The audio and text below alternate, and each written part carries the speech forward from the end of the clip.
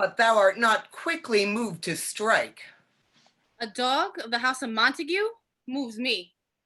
To move is to stir, and to be valiant is to stand. Therefore, if thou art moved, thou runst away. A dog of that house shall move me to stand. The quarrel is between our masters and us their men. 'Tis all one. I will shew myself a tyrant. When I have fought with the men, I will be civil with the maids and cut off their heads. The heads of the maids? Aye, the heads of the maids, or their maiden heads. Take it in what sense thou wilt. Draw thy tool. Here comes of the house of the Mountagues. Let us take the law of our sides. Let them begin. Oh, I will frown as I pass by and let them take it as they list. Nay, as they dare. I will bite my thumb at them, which is a disgrace to them if they bear it. Do you bite your thumb at us, sir? I do bite my thumb, sir. Do you bite your thumb at us, sir? Is the law of our side if I say aye? No. No, sir. I do not bite my thumb at you, sir. But I bite my thumb, sir. Do you quarrel, sir? Quarrel, sir? No, sir. If you do, sir, I am for you. I serve as good a man as you. Say better. Here comes one of my master's kinsmen. Yes, better. You lie. Draw if you be men. Part, fools! Put up your blades. You know not what you do. What art thou drawn among these heartless hinds? Turn thee, Benvolio, look upon thy death. I do but keep the peace. Put up thy blade, or manage it to part these men with me. What drawn and talk of peace? I hate the word, as I hate hell, all Mountagues, and thee. Have at thee, coward. Down with the Mountagues! Come on, Benvolio. Kill the cat. Stop! Stop! What noise is No! this? Fetch me my longsword, ho! What call you for a sword? My sword, I say, old Mountague is come.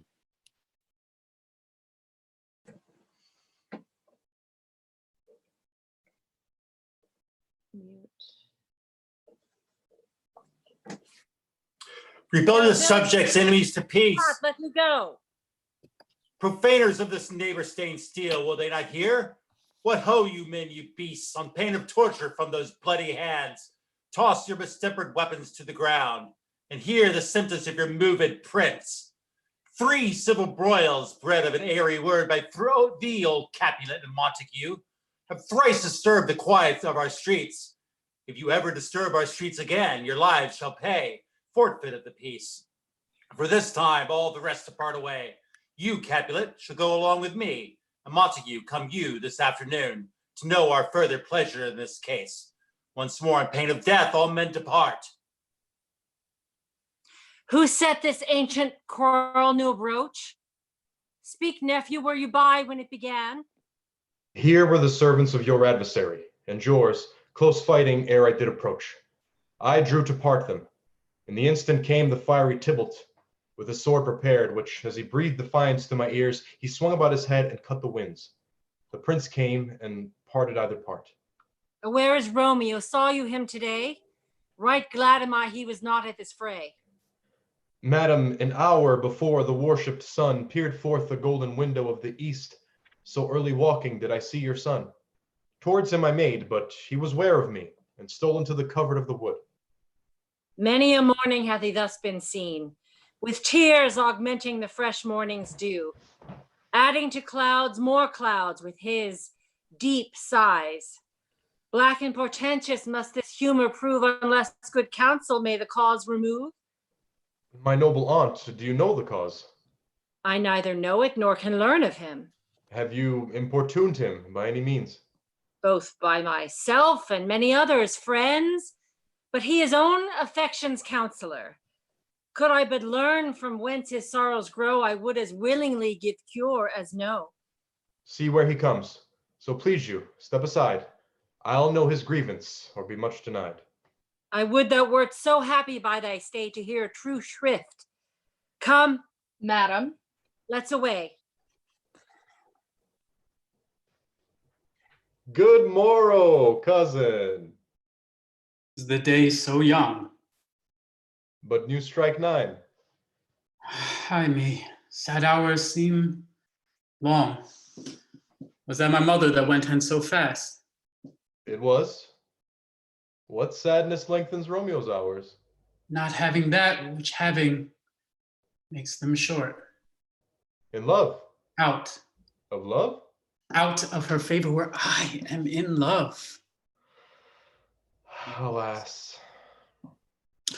Oh, where shall we dine?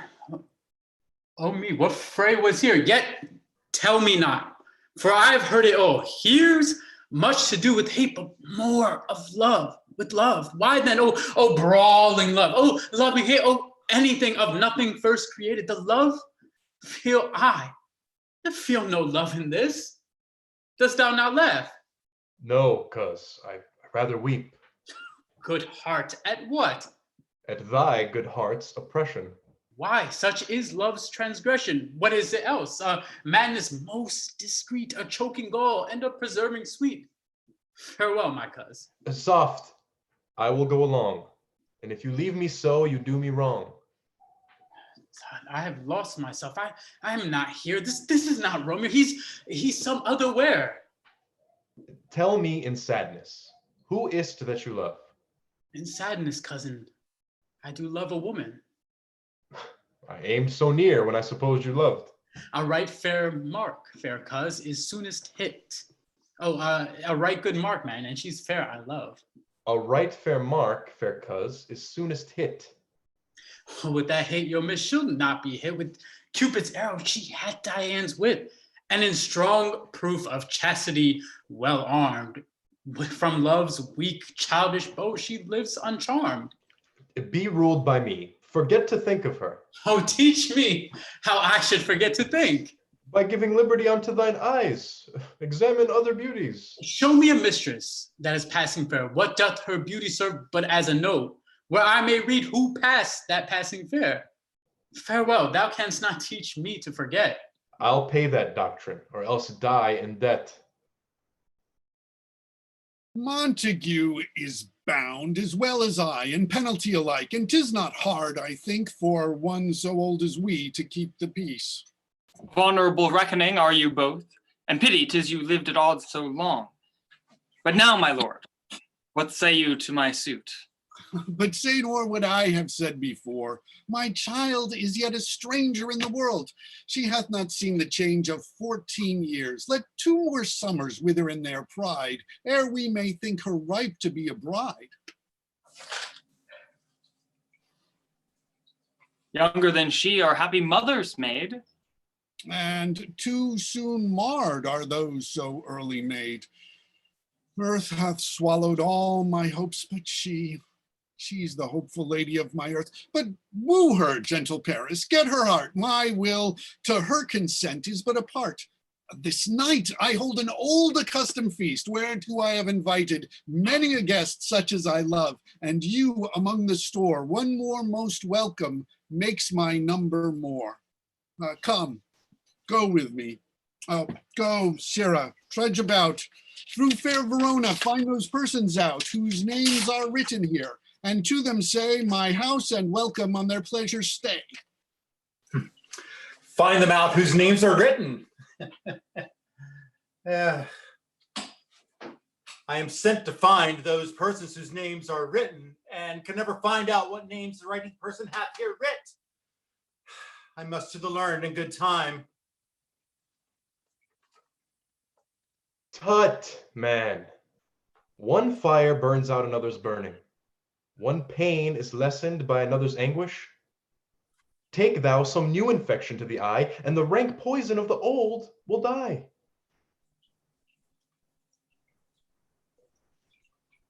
Gagaden, I pray, sir, can you read? I, mine own fortune in my misery. You say honestly, rest you merry. Stay, fellow, I can read.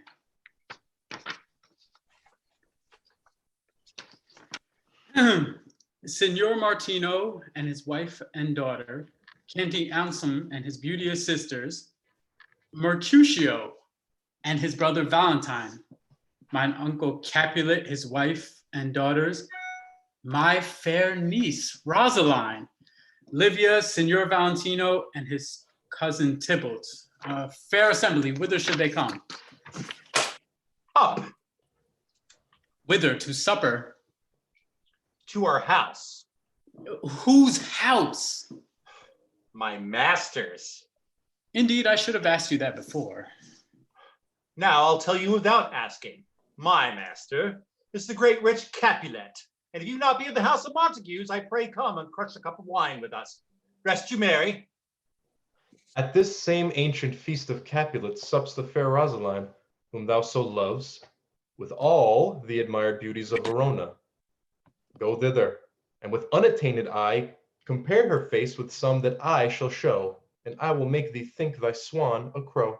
I'll go along, no such sight to be shown, but to rejoice in splendor of mine own. Where's my daughter? Call her forth to me. Now, by my maidenhead, a 12-year-old, I bade her come. What lamb? What ladybird? God forbid, where's this girl? What Juliet? Oh, now, who calls? Your mother. Madam, I am here. What is your will? This is the matter. Nurse, give me leave a while. We must talk in secret. Nurse, come back again. I have remembered me. Thou'st hear our counsel. Thou knowest my daughter's of a pretty age. Faith, I can tell her age into an hour. She's not 14. I'll lay 14 of my teeth, and yet to my teen be as spoken I have but 4. She's not 14. Susan and she, God rest all Christian souls, were of an age. Well, Susan is with God. She was too good for me. But as I said, on Lammas Eve at night shall she be 14. That shall she marry. I remember it well. 'Tis since the earthquake, now 11 years, and she was weaned. I shall never forget it of all the days of the year upon that day. For I had been laid wormwood to my dug, sitting in the sun under the dove house wall. My lord and you were then at Mantua, nay, I do bear a brain. But as I said, when it did taste the wormwood on the nipple of my dug and felt it bitter, pretty fool to see it teachy and fall out with the dug. And since that time, it is 11 years. For then she could stand alone, nay, by the root she could have run and waddled all about, for even the day before she broke her brow. And then my husband, oh, God be with his soul, he was a merry man, took up the child. Yea, quoth he, dost thou fall upon thy face? Thou wilt fall backward when thou hast more wit, wilt thou not, Jewel? And by my holy dam, the pretty wretch left crying and said, I, to see now how a jest shall come about. I warrant, and I shall live 1,000 years, I never should forget it. Wilt thou not, Jewel, quoth he? And pretty fool, it stinted and said, I. Enough of this. I pray thee hold thy peace. Oh, peace I have done, I pray. Oh, God mark thee to his grace. Thou wast the prettiest babe that e'er I nursed, and I might live to see thee married once. I had my wish. Marry, that marry is the very theme I came to talk of. Tell me, daughter Juliet, how stands your disposition to be married? It is an honor that I dream not of. An honor, were I not thine only nurse, I would say thou hast sucked wisdom from thy teeth. Well, think of marriage now. Younger than you here in Verona, ladies of esteem are already made mothers. By my count, I was already your mother, much upon these years that you are now a maid. Thus, in brief, the valiant Paris seeks you for his love. A man, young lady, such a man as all the world. Why, he's a man of wax. Verona's summer hath not such a flower. Nay, he's a flower, in faith a very flower. What say you? Can you love the gentleman? This night you shall behold him at our feast. Read o'er the volume of young Paris' face, and find delight writ there with beauty's pen. This precious book of love, this unbound lover, to beautify him only lacks a cover. That book in many eyes doth share the glory, that in gold clasp locks in the golden story. So shall you have all that he doth possess, by having him, making yourself no less. No less, nay bigger women grow by men. Speak briefly, can you like of Paris, love? I'll look to like, if looking liking move, but no more deep will I endart mine eye than your consent gives strength to make it fly. Madame, the guests are come, supper served up, you called for, a young lady asked for, and the nurse cursed in the pantry, and everything in extremity. I must hence to wait. I beseech you, follow straight. We follow thee. Juliet, the county stays. Go, girl, seek happy nights to happy days. But let them measure us by what they will. We'll measure them with a measure and be gone. Give me a torch. I'm not for this ambling. But being heavy, I will bear the light. Nay, gentle Romeo, we must have you dance. Not I, believe me. You have dancing shoes with nimble soles. I have soles of lead, so stakes me to the ground. I cannot move. You are a lover. Borrow Cupid's wings and soar with them above a common bound. Come, knock and enter, and no sooner in, but every man betake him to his legs. A torch for me. Let wantons light of heart tickle the senseless rushes with their heels. I'll be a candle holder and look on. Why, may one ask? I dreamt a dream tonight. And so did I. Well, what was yours? That dreamers often lie. In bed, while they do dream things true. Oh, then I see Queen Mab hath been with you. No? She is the fairy's midwife. And she comes in shape no bigger than an agate stone on the forefinger of an alderman, drawn with a team of little atomies over men's noses as they lie asleep. Her wagon spokes made of long spinner's legs, the cover of the wings of grasshoppers, her traces of the smallest spider's web, her collars of the moonshine's watery beams, her whip of cricket's bone, lash of film, her wagoner, a small gray-coated gnat not half so big as a round little worm pricked from the lazy finger of a maid. Her chariot is an empty hazelnut made by the joiner squirrel or old grub, time out of mind the fairy's coachmaker. And in this state she gallops night by night through lovers' brains, and then they dream of love. On courtiers' knees who dream on curtsies straight, or lawyers' fingers who straight dream on fees, or ladies' lips which straight on kisses dream, which oft the angry Mab with blisters plagues, because their breaths with sweetmeats tainted are. Sometimes she gallop o'er a courtier's nose, and then dreams he of smelling out a suit. Sometimes she come with tight pig's tail, tickling a parson's nose, and then he dreams of another benefice. Sometime she driveth o'er a soldier's neck, and then dreams he of cutting foreign throats, of breeches, ambuscados, Spanish blades of hilts, 5 fathoms deep, and then anon, drums in his ears, at which he starts and wakes, and being thus affrighted, swears a prayer or two, and sipes again. This is the hag, when maids lie on their backs, which presses them and learns them first to bear, making them women of good carriage. This is she. Peace! Peace, Mercutio, peace! Thou talkest of nothing.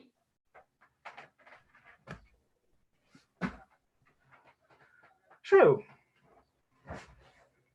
I talk of dreams, which are the children of an idle brain, begot of nothing but vain fantasy, which is as thin of substance as the air, and more inconstant than the wind, who woos, even now, the frozen bosom of the north, and being angered puffs away from thence, turning his side toward the dew-dropping south.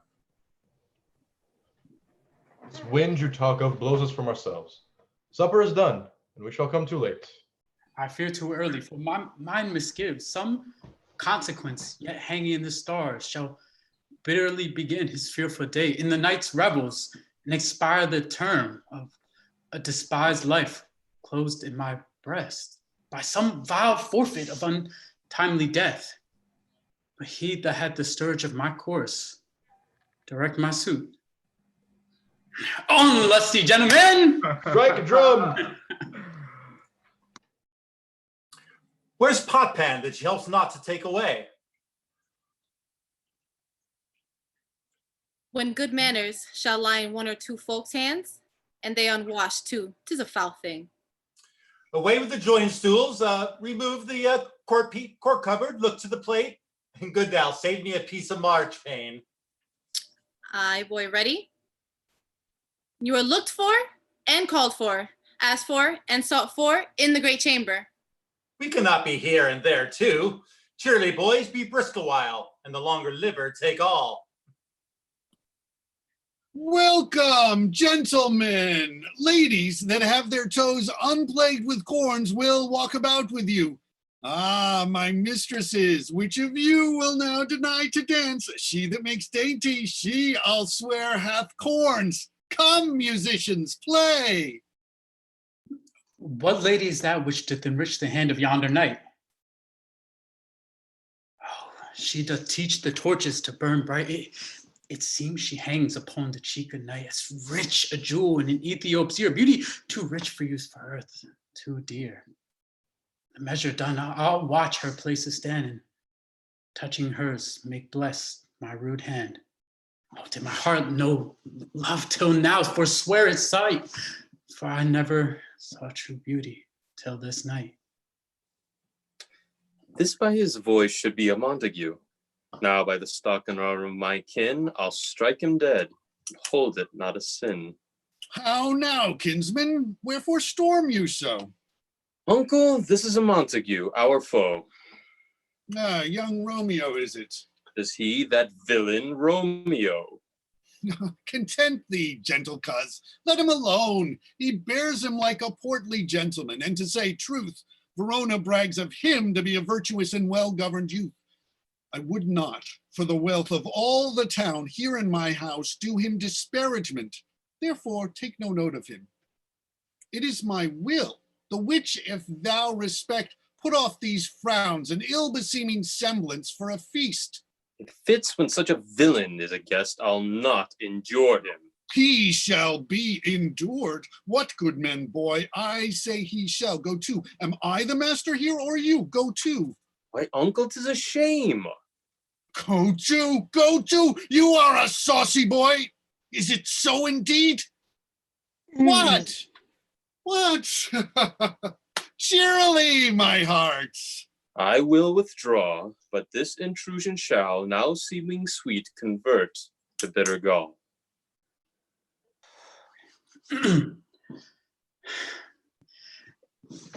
If I profane with my unworthiest hand this holy shrine, the gentle sin is this: my lips, two blushing pilgrims, did ready stand to smooth that rough touch with the tender kiss. Good pilgrim, you do wrong your hand too much, which mannerly devotion shows in this. For saints have hands that pilgrims' hands do touch, and palm to palm is holy palmer's kiss. Have not saints lips and holy palmers too? Aye, pilgrim, lips that they must use in prayer. Oh, then, dear saint, let lips do what hands do. They pray, grant thou, least faith turn to despair. Saints do not move, though grant for prayer's sake. Then move not while my prayer's effect I take. Thus, by thine, from my lips, my sin is purged.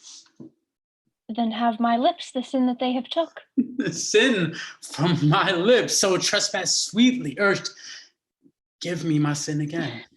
You kiss by the book. Madam, your mother craves a word with you. What is her mother? Mary Bachelor. Her mother is the lady of the house, and a good lady, and a wise, and a virtuous. I nursed her daughter that you talked withal. Is she a Capulet? Oh, dear account, my life is my foe's debt. Away, be gone. The sport is at the best. Aye, so I fear, the more is my unrest. Nay, gentlemen, prepare not to be gone. We have a trifling foolish banquet towards. Is it even so? Why, I thank you all. I thank you, honest gentlemen. Good night. By my fay, it waxes late. I'll to my rest. Come hither, nurse. What's he that now is going out of door? I know not. Go ask his name. If he be married, my grave is like to be my wedding bed. His name is Romeo and a Mountague, the only son of your great enemy. My only love sprung from my only hate, too early seen unknown and known too late. What's this? What's this? A rhyme I learn even now, of one I danced withal. Juliet! Anon, let's away. The strangers are all gone. And I go forward when my heart is here. Turn back, dull earth, find thy center out. Oh. he ran this way and leapt at the tortured wall. Call, good Mercutio. Oh, nay, I'll conjure too. Romeo, humors, madman, passion, lover.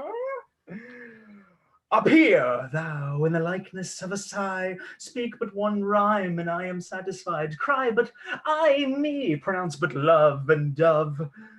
I conjure thee by Rosalind's bright eyes, by her high forehead and her scarlet lip, by her fine foot, straight leg, and quivering thigh, and the domains that there adjacent lie, that in thy likeness thou appear to us.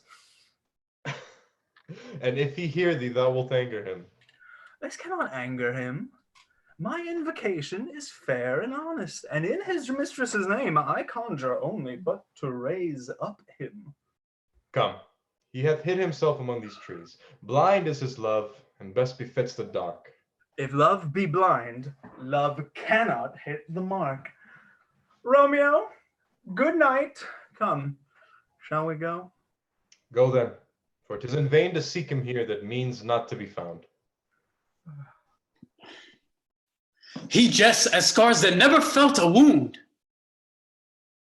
But soft, what light through yonder window breaks? Oh, it is the east, and Juliet is the sun. Arise, fair sun, and kill the envious moon, who's already sick and pale with grief, that thou, her maid, art far more fair than she. Be not her maid, for she is envious. Her vestal livery is sick and green, and none but fools do wear it. Cast it off. It is my lady. Oh, it is my love. Oh, that she knew she were. She speaks, yet she says nothing. What of that? Her eye discourses. I will answer it. I am too bold. 'Tis not to me she speaks. Two of the fairest stars in all the heaven, having business, do entreat her eyes. What if her eye were there, they in her head? The brightness of her cheek would shame those stars, as daylight doth a lamp. Her eye in heaven would through the eyrie region stream so bright that birds would sing and think it were not night. See the way she leans her cheek upon her hand. Oh, thou art glove upon that hand, that I may touch that cheek. Ay me. Oh, she speaks. Oh, speak again, bright angel, for thou art as glorious to this night, being o'er my head as a winged messenger of heaven, unto the white upturned wandering eyes of mortals that fall back and gaze upon him who bestrides on lazy puffing clouds and rides on the winds of the east. Oh, Romeo, Romeo, wherefore art thou Romeo? Deny thy father and refuse thy name. Or if thou wilt not, be but sworn my love, and I'll no longer be a Capulet. Shall I hear more, or shall I speak at this? 'Tis but thy name that is my enemy. Thou art thyself, though not a Mountague. What's Mountague? It is nor hand, nor foot, nor arm, nor face. Oh, be some other name belonging to a man. What's in a name? That which we call a rose by any other word would smell as sweet. So Romeo would, were he not Romeo called, retain that dear perfection which he owes without that title. Romeo, doff thy name, and for that name which is no part of thee, take all myself. I take thee at thy word. Call me but love, and I'll be new baptized. Henceforth, I never will be Romeo.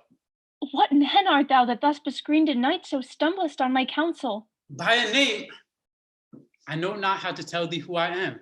My name, dear saint, is hateful to myself because it is an enemy to thee. Had I written it, I would tear the word. My ears have yet not drunk 100 words of thy tongue's uttering, yet I know the sound.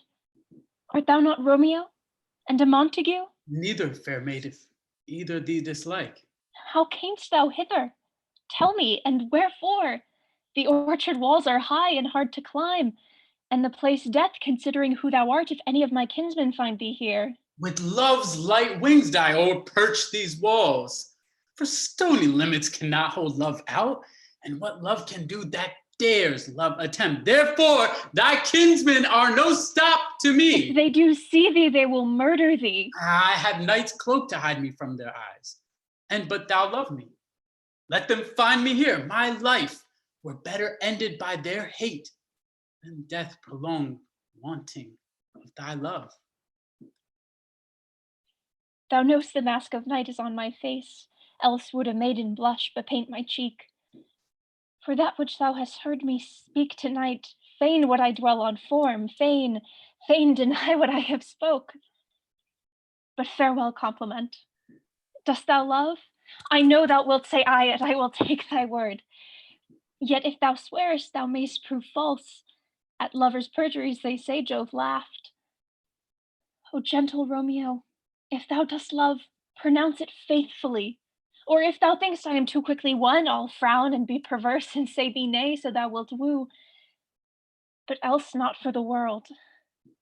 In truth, fair Mountague, I am too fond, and therefore thou mayst think my behavior light, but trust me, gentlemen, I'll prove more true than those that have coying to be strange. I should have been more strange, I must confess, but that thou overheardst ere I was ware my true love's passion. Therefore pardon me, and not impute this yielding to light love which the dark night hath so discovered. Lady, by yonder moon I vow. Oh, swear not by the moon, the inconstant moon, that monthly changes in her circled orb, least that thy love prove likewise variable. What shall I swear by? Do not swear at all. Or if thou wilt, swear by thy gracious self, which is the god of my idolatry, and I'll believe thee. If my heart's dear love.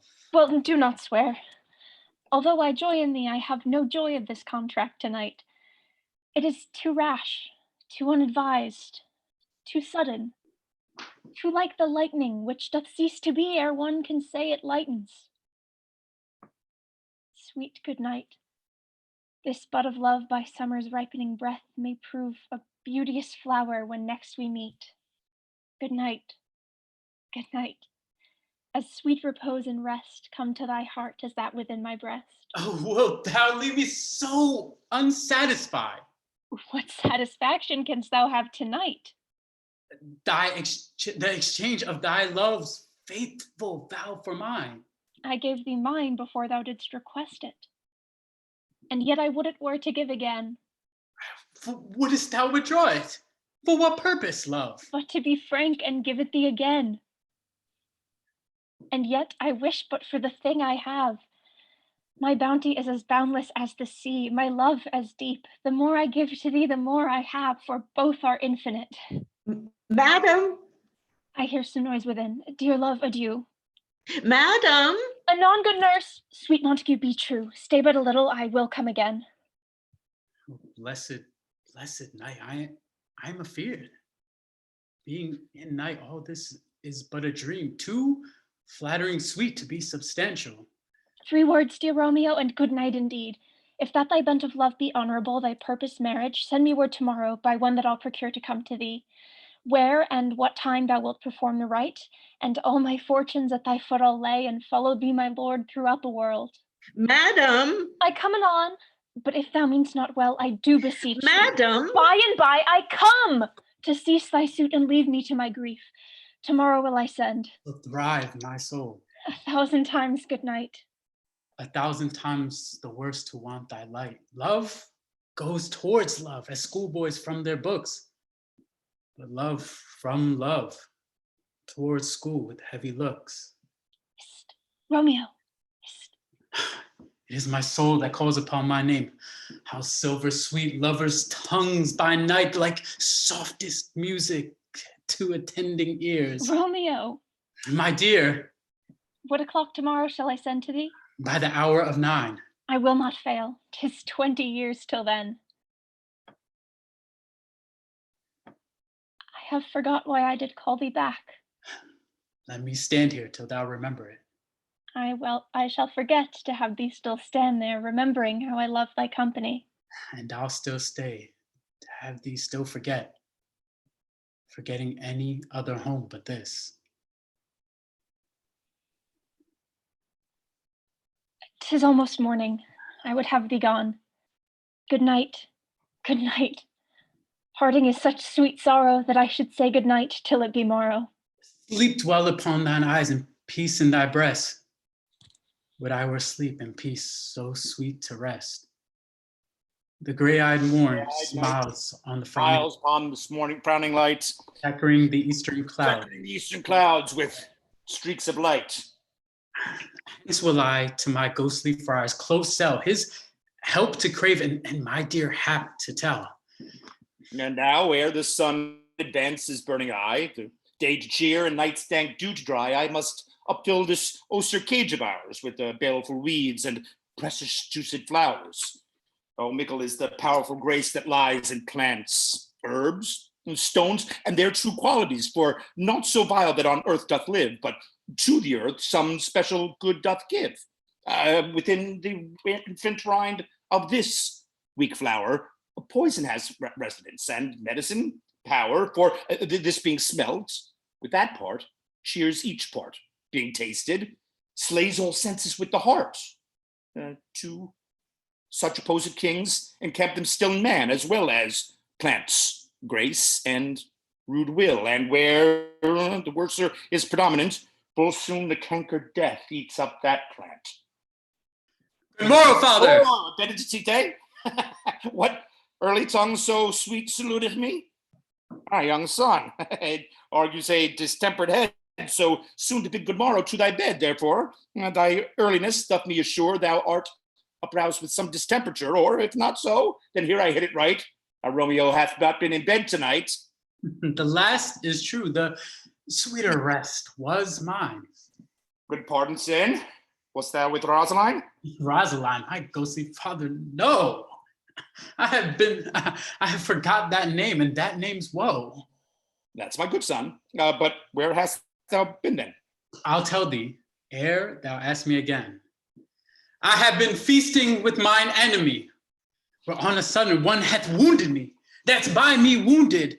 Within thy, by both our remedies, within thy help and holy physic lies. Be plain, good son. Rest homely in thy drift. Riddling confession finds but middling shrift. Then plainly know my dear heart's love is set on the fair daughter of rich Capulet. As mine on her, so is her set on mine, and all combined, save what thou must combine. By holy marriage, when, where, how we met, we wooed and made exchange of vow. I'll tell thee as we pass, but this I pray, that thou consent to marry us today. Holy St. Francis! What a change is here! Is Rosaline, that thou didst hold so dear, so soon forsaken? Young men's love then lies, not truly in their hearts, but in their eyes. Jesu Maria, what a deal of brine hath washed thy sallow cheeks for Rosaline? And art thou changed? Pronounce this then, we may fall when there's no strength in men. Thou chidest me off for loving Rosaline. For doting, not for loving, pupil mine. I pray thee, chide me not. Her I love now. The grace for grace and love for love allowed. The other did not so. Oh, she knew well thy love did read by rote that could not spell. But come, young waver, come go with me. In one respect, I'll thy assistant be, for this alliance may so happy prove to turn your household rancor to pure love. Let us hence, I stand on sudden haste. Well, wisely and slow, they stumble that run fast. Where the devil should this Romeo be? Came not he home tonight? Not to his mother's. I spoke with her man. Why, that same pale, hard-hearted wench, that Rosaline, torments him so, that he will sure run mad.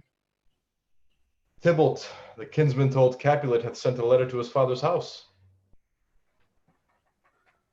A challenge on my life. Romeo will answer it. Any man who can write may answer a letter. Nay, he will answer the letter's master, how he dares being dared.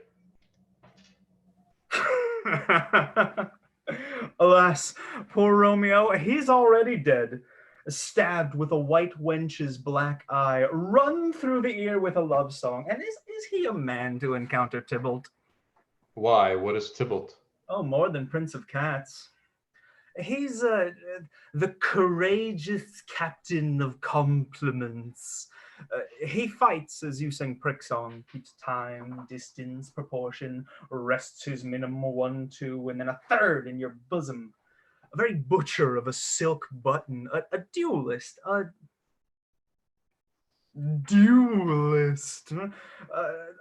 gentleman of the very first house of the first and second cause. The immortal Pathardo, the punto reverso, the hay. The what? The pox of these antique, lisping, affecting fantasies, these tuners of new accent. Jasut, a very good blade, a very tall man, a very good whore. Why, is not this a lamentable thing, grandsire, that we should be thus afflicted with these strange flies, these fashion mongers, these pardon me's, who stand so much on the new form that they cannot sit at ease on the old bench? Oh, their bones, their bones. Here comes Romeo, here comes Romeo. Without his roe, like a dried herring. Oh, flesh, flesh, how art thou fishified? Signor Romeo, bonjour. There's a French salutation to your French slop. You gave us the counterfeit fairly last night. Good morrow to you both. What counterfeit did I give you? The slip, sir, the slip. Can you not conceive? Oh, pardon, Mercutio. My business was great, and in such a case as mine, a man may strain courtesy. Oh, that's as much as to say a case such as yours constrains a man to bow in the hams? Meaning to curtsy. Oh, thou hast most kindly hit it. A most courteous exposition. Oh, nay. If our wits run the wild goose chase, I am done, for thou hast more of the wild goose in one of thy wits than I'm sure to have in my whole 5. Was I with you there for the goose? Thou was never with me for anything when thou was not there for the goose. Oh, nay, I'll bite thee by the ear for that jest. Nay, good goose, bite not. Why, is not this better now than groaning for love? Now art thou sociable, now art thou Romeo, now art thou what thou art by art as well as by nature. Here's a goodly gear. Peter? Anon. My fan, Peter? Oh, good Peter, to hide her face, for her fan is the fairer face.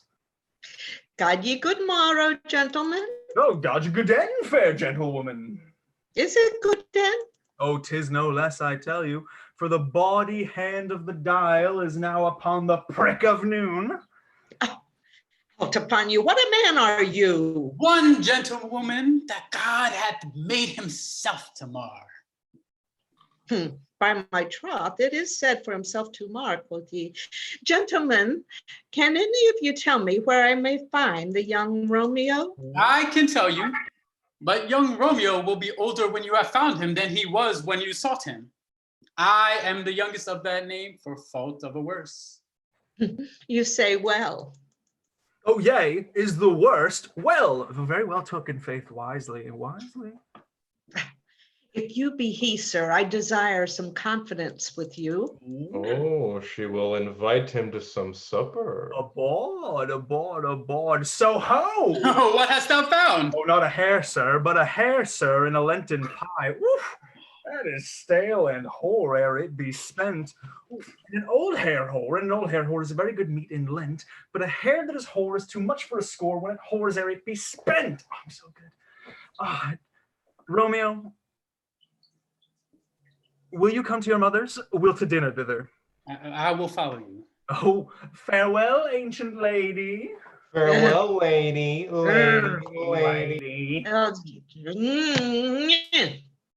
I pray you, sir, what saucy merchant was this that was so full of his ropery? A gentleman, nurse, that loves to hear himself talk and will speak more in a minute than he will stand to in a month. And he's speaking a thing against me, I'll take him down, and he were lustier than he is, and 20 such jacks. And if I cannot, I'll find those that shall. Scurvy knave, I am none of his flirt gills, I am none of his games mates. And thou must stand by too, and suffer every knave to use me at his pleasure? I saw no man use you at his pleasure. If I had, my weapon should quickly have been out, I warrant you. I dare draw soon as another man if I see occasion of a good quarrel and the law on my side. Now, afore God, I am so vexed that every part about me quivers. Oh, scurvy knave. Pray you, sir, a word. And as I told you, my young lady bid me inquire you out. What she bid me say, I will keep to myself. But first, let me tell you, if ye should lead her in a fool's paradise, as they say, it were a very gross kind of behavior, as they say, for the gentlewoman is young.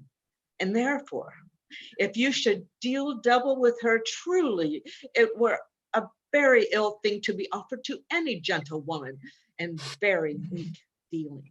Nurse, commend me to thy lady and mistress. I protest unto thee. Good heart. In faith, I will tell her as much. Lord, she will be a joyful woman. What wilt thou tell her, nurse? Thou does not mark me. I will tell her, sir, that you protest, which, as I take it, is a gentlemanlike offer. Bid her devise some means to come to Shrift this afternoon, and there she shall in Friar Lawrence cell be shrived and married. Here is for thy pains. No, truly, sir, not a penny. Go to, I say you shall. This afternoon, sir. Well, she shall be there. Farewell, and be trusty, and I'll quit thy pains. Farewell, and commend me to thy mistress. Aye, 1,000 times. Peter? Anon? Before and a pace. The clock struck 9 when I did send the nurse. In half an hour she promised to return. Perchance she cannot meet him? That's not so. Oh, she is lame. Love's herald should be thoughts, which 10 times faster glides than the sun's beams, driving back shadows over lowering hills. Had she affections and warm youthful blood, she would be as swift in motion as a ball. My words would bandy her to my sweet love, and his to me. Old folks, many fain as they were dead, unwieldy, slow, heavy, and pale as lead. Oh God, she comes. Oh, honey nurse, what news? Hast thou met with him? Send thy man away. Peter, stay at the gate. Now, good sweet nurse. Oh Lord, why look'st thou sad? I am a-weary, give me leave a while. Fie, my bones ache. What a jaunt have I had. I wouldst thou had my bones, and I thy news. Nay, come, I pray thee speak. Good nurse, speak. Jesu, what haste? Can you not stay a while? Do you not see that I am out of breath? How art thou out of breath when thou hast breath to say to me that thou art out of breath? Is thy news good or bad? Answer to that. Say either, and I'll stay the circumstance. Let me be satisfied. Is good or bad? Well, you have made a simple choice. You know not how to choose a man. Romeo, no, not he, though his face be better than any man, yet his legs excel all men's, and for a hand and a foot and a body, though they be not to be talked of, yet they are past compare. He is not the flower of courtesy, but I'll warrant him as gentle as a lamb. Go thy ways, wench, serve God. What, have you dined at home? No, but all this did I know before. What says he of our marriage? What of that? Oh, Lord, how my head aches. What a head have I. It beats as it would fall in 20 pieces. Oh, my back. Oh, t'other side. Oh, my back. Beshrew your heart for sending me about to catch my death with jaunting up and down. I'faith, I am sorry that thou art not so well. Sweet, sweet, sweet nurse. Tell me what says my love. Your love says like an honest gentleman, and a courteous, and a kind, and a handsome, and I warrant a virtuous. Where is your mother? Where is my mother? Why, she's within. Where should she be? How oddly thou repliest. Your love says like an honest gentleman. Where is your mother? Oh, God's lady dear, are you so hot? Mary, come up, I trow. Is this the poultice for my aching bones? Henceforth, do your messages yourself. Here's such a coil. Come, what says Romeo? Have you leave to go to shrift today? I have. Then hie you hence to Friar Lawrence's cell. There stays a husband to make you a wife. Now comes the wanton blood up in your cheeks. They'll be scarlet straight at any news. I am the drudge and toil in your delight, but you shall bear the burden soon at night. Go out to dinner and hie you to the cell. Hie to high fortune, honest nurse. Farewell. So smile the heavens on this holy act that after hours chide us with sorrow not. Amen, amen. But come what sorrow can, cannot countervail the exchange of joy that one short minute gives me in her sight. Do thou but close our hands with holy words, then love devouring death, do what he will. This enough I may call her mine. These violent ends have violent delight, and in their triumph die like fire and powder, which as they kiss, consume. Therefore, love moderately. Long love doth so. Too swift arrives as tardy as too slow. Here comes the lady. Good even to my ghostly confessor. Romeo shall thank thee, daughter, for us both. As much to him, else in his thanks too much. Juliet, if the measure of thy joy be heaped like mine, and that thy skill be more to blazon it, then sweeten with thy breath this neighbor air, and let rich music's tongue unfold the imagined happiness that both received in either by this dear encounter. Conceit more rich in matter than in words brags of his substance, not of ornament. They are but beggars that can count their worth. But my true love is grown to such excess, I cannot sum up some of half my wealth. Come with me. We shall make short work, for by your leaves, you shall not stay alone till Holy Church incorporate two in one. I pray thee, good Mercutio, let's retire. The day is hot, the Capulets abroad, and if we meet, we shall not scape a brawl. For now these hot days is the mad blood stirring. Thou art like one of these fellows, that when he enters the confines of a tavern, claps me his sword upon the table and says, God send me no need of thee, and by the operation of the second cup, draws him on the drawer when indeed there is no need. Am I like such a fellow? Come, thou art as hot a jack in thy mood as any in Italy, and as soon moved to be moody, and as soon moody to be moved. And what two? Oh, nay, and there were two such, we should have none shortly, for the one would kill the other. Thou would quarrel with a man that hath a hair more or a hair less in his beard than thou hast. Thou would quarrel with a man for cracking nuts, having no other reason but because thou hast hazel eyes. And what eye but such an eye would spy out such a quarrel? Didst not thou fall out with a tailor for wearing his new doublet before Easter, and with another for tying his new shoes with old ribbon, and yet thou wouldst tutor me from quarreling? And I were so apt to quarrel as thou art any... By my head, here come the Capulets. Oh, by my heel, I care not. Follow me close, for I will speak to them. Gentlemen, good den, a word with one of you.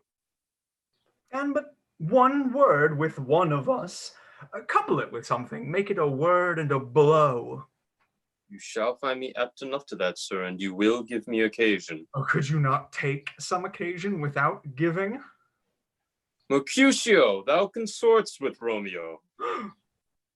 Consort? What? Dost thou make us minstrels? And if thou makes minstrels of us, look to hear nothing but discords. Here is my fiddlestick, here's that shall make you dance. Come, consort. We talk here in the public haunt of men. Either withdraw into some private place, or reason coldly of your grievances, or else depart. Here all eyes gaze on us. Oh, men's eyes were made to look, and let them gaze. I will not budge for no man's pleasure, I. Well, peace be with you, sir. Here comes my man. Well, I'll be hanged, sir, if he wear your livery. Romeo, the love I bear thee can afford no better term than this. Thou art a villain. Tybalt, the reason I have to love thee doth much excuse the appertaining rage to such a greeting. Villain am I none. Therefore farewell, I see thou knowest me not. Boy, this shall not excuse the injuries that thou hast done me, therefore turn and draw. I do protest I never injured thee, but love thee better than thou canst devise, till thou know the reason for my love. And so, good Capulet, which name I tender as dearly as my own, be satisfied. Oh, calm, dishonorable, vile submission. Alastocata carries it away. Tybalt, you rat catcher, will you walk? What would you have with me? Oh, good king of cats, nothing but one of your 9 lives. I am for you. Gentle Mercutio, put thy dagger up. Come, sir, your passado. Draw, Benvolio, beat down their weapons. Gentlemen, for shame forbear this outrage. Tybalt, Mercutio, the prince expressively had forbidden bandying in Verona streets. Hold, Tybalt, good Mercutio.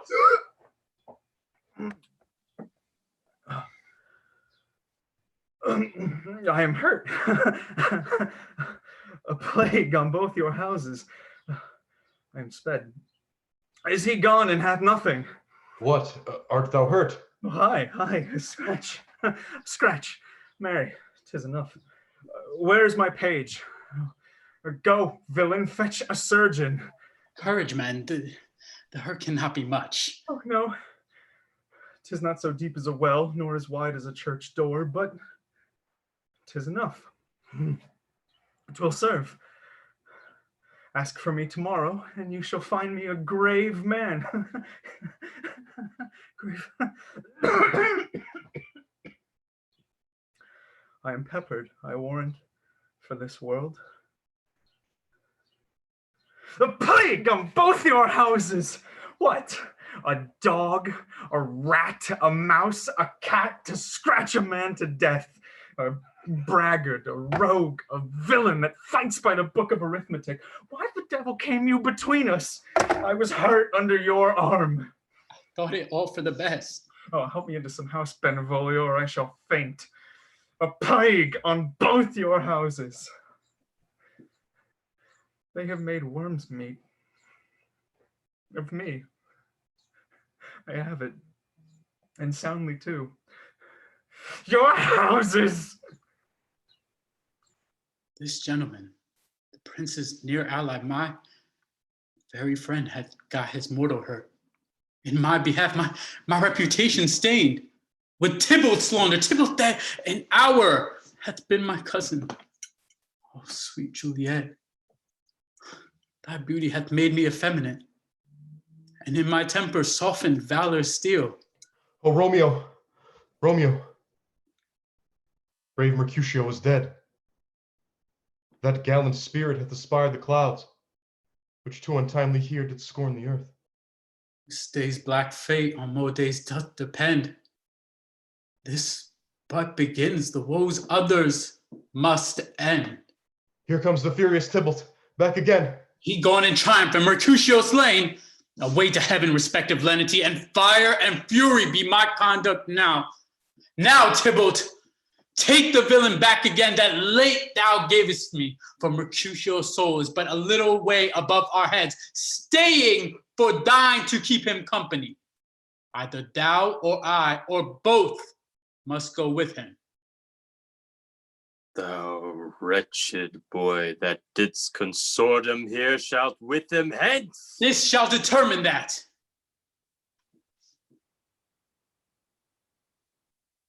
Romeo, away, be gone. The citizens are up and Tybalt slain.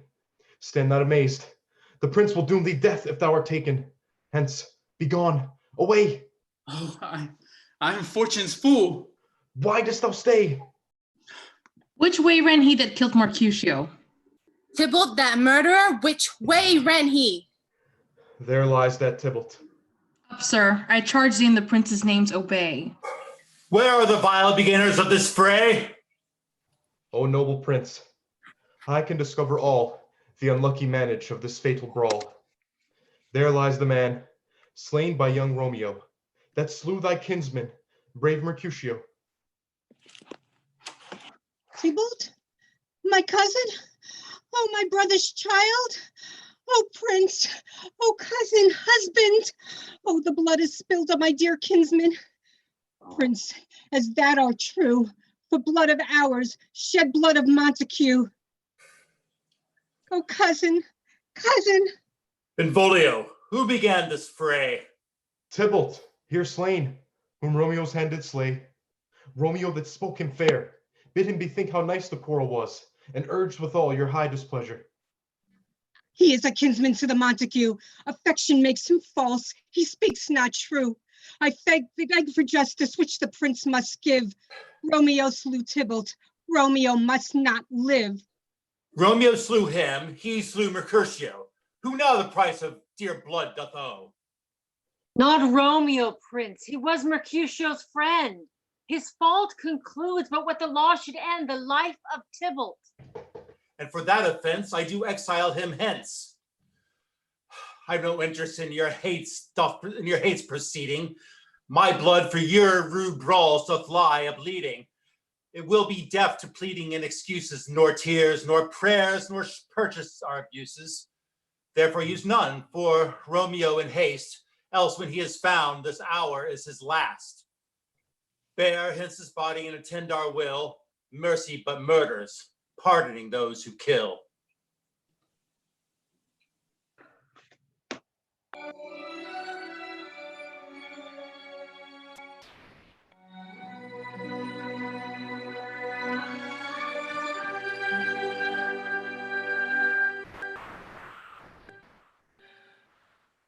All right, we're going to take a brief, this is where our intermission would be.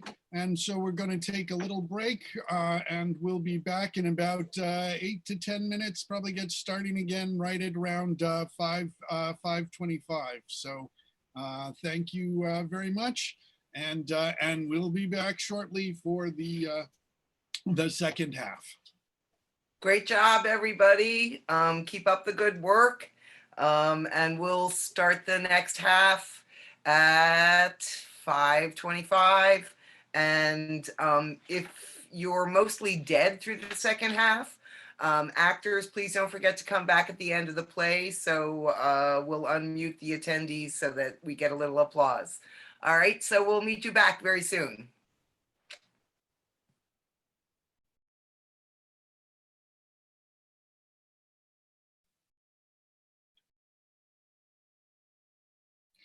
Yeah, so thank you. I mean, if any of the attendees have any sort of questions or anything, I can try and answer them now, or just enjoy a little break and we'll be back soon.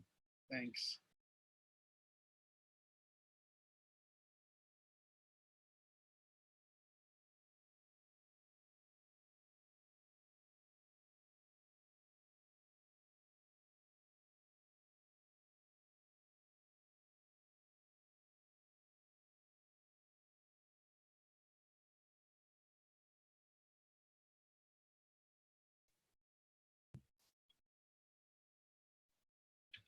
All right, well, since I hope most people are going and taking a break and things, but I just feel weird about having a just sort of like silent time here while we're in our break. So if you can talk amongst yourselves, if you have, if for attendees, I just want to let you know that you can also like chat and put things in there, and also if there are any questions about it.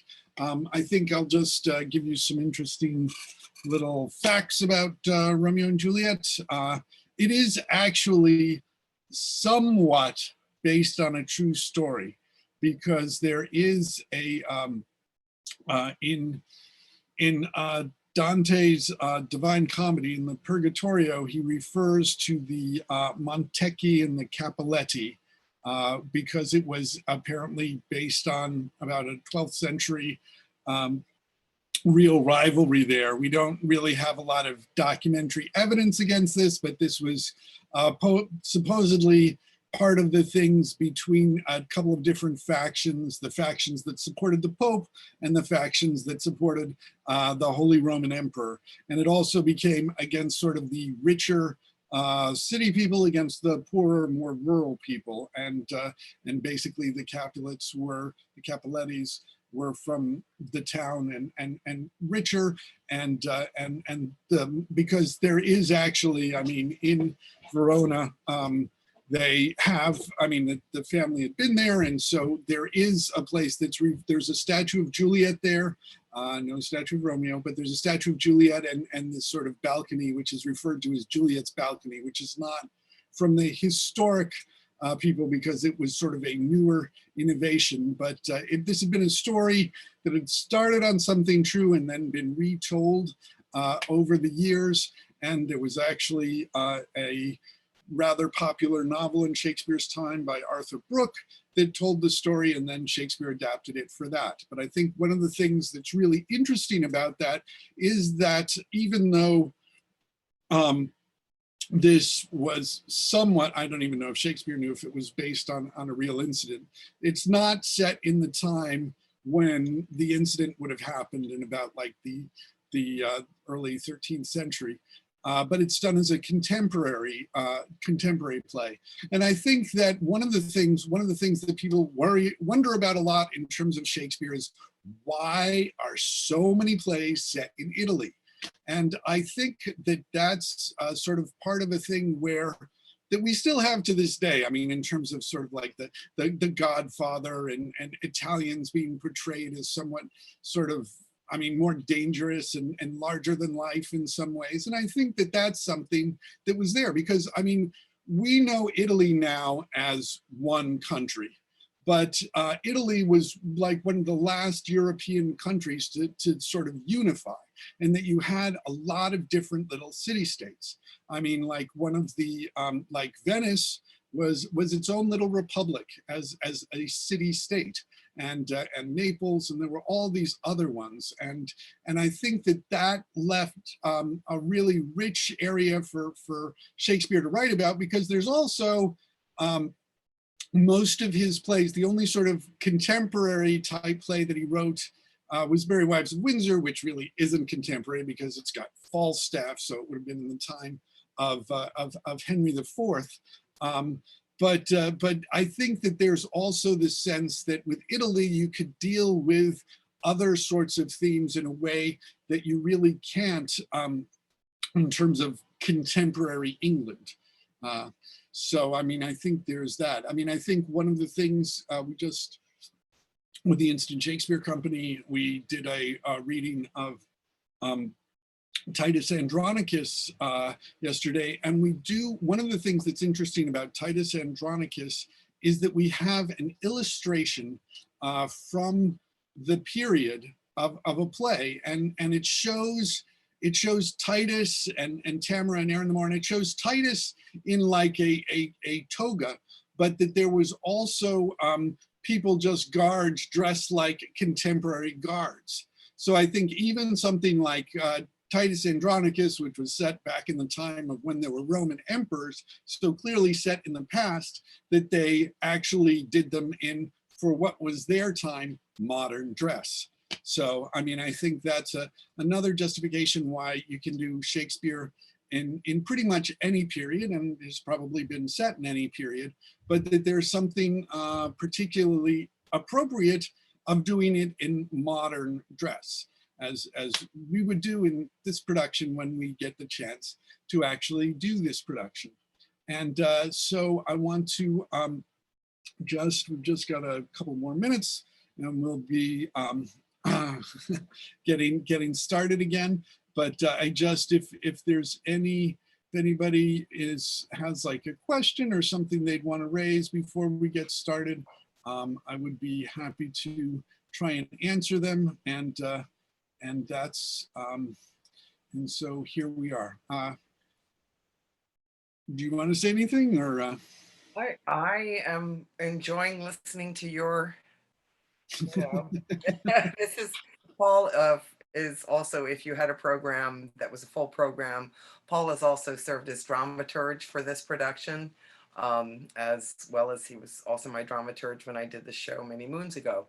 And so many of the textual choices that we made have been influenced by his extensive knowledge of the text. And also there were a few textual things that were brought to our attention by one of our other actors who was not able to stay with the production, Stephen Brown.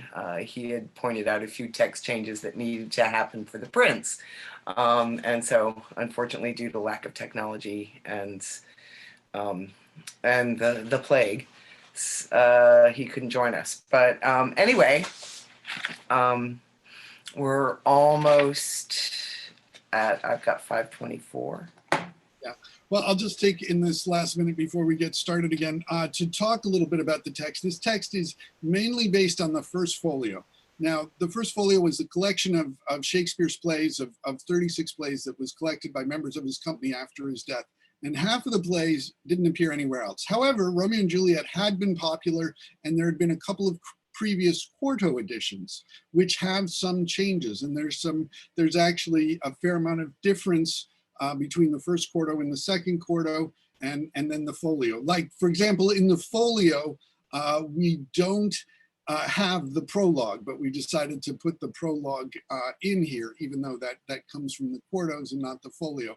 There's also, I think, one of the interesting things you may have noticed in Juliet's speech that you don't hear the sort of familiar joke, but that's because that's something that editors put together, nor any other part belonging to a man.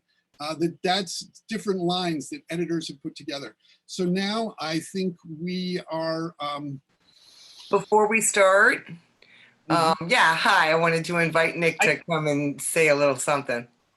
I wanted to thank everybody for joining us. This is our first time out. I hope you're all enjoying it. I'm really enjoying getting to see this cast work. They're amazing.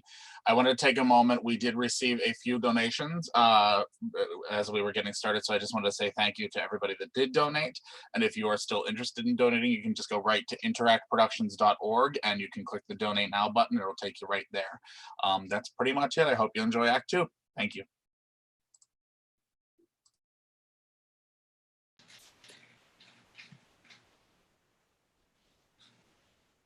And so we'll now start Act 2.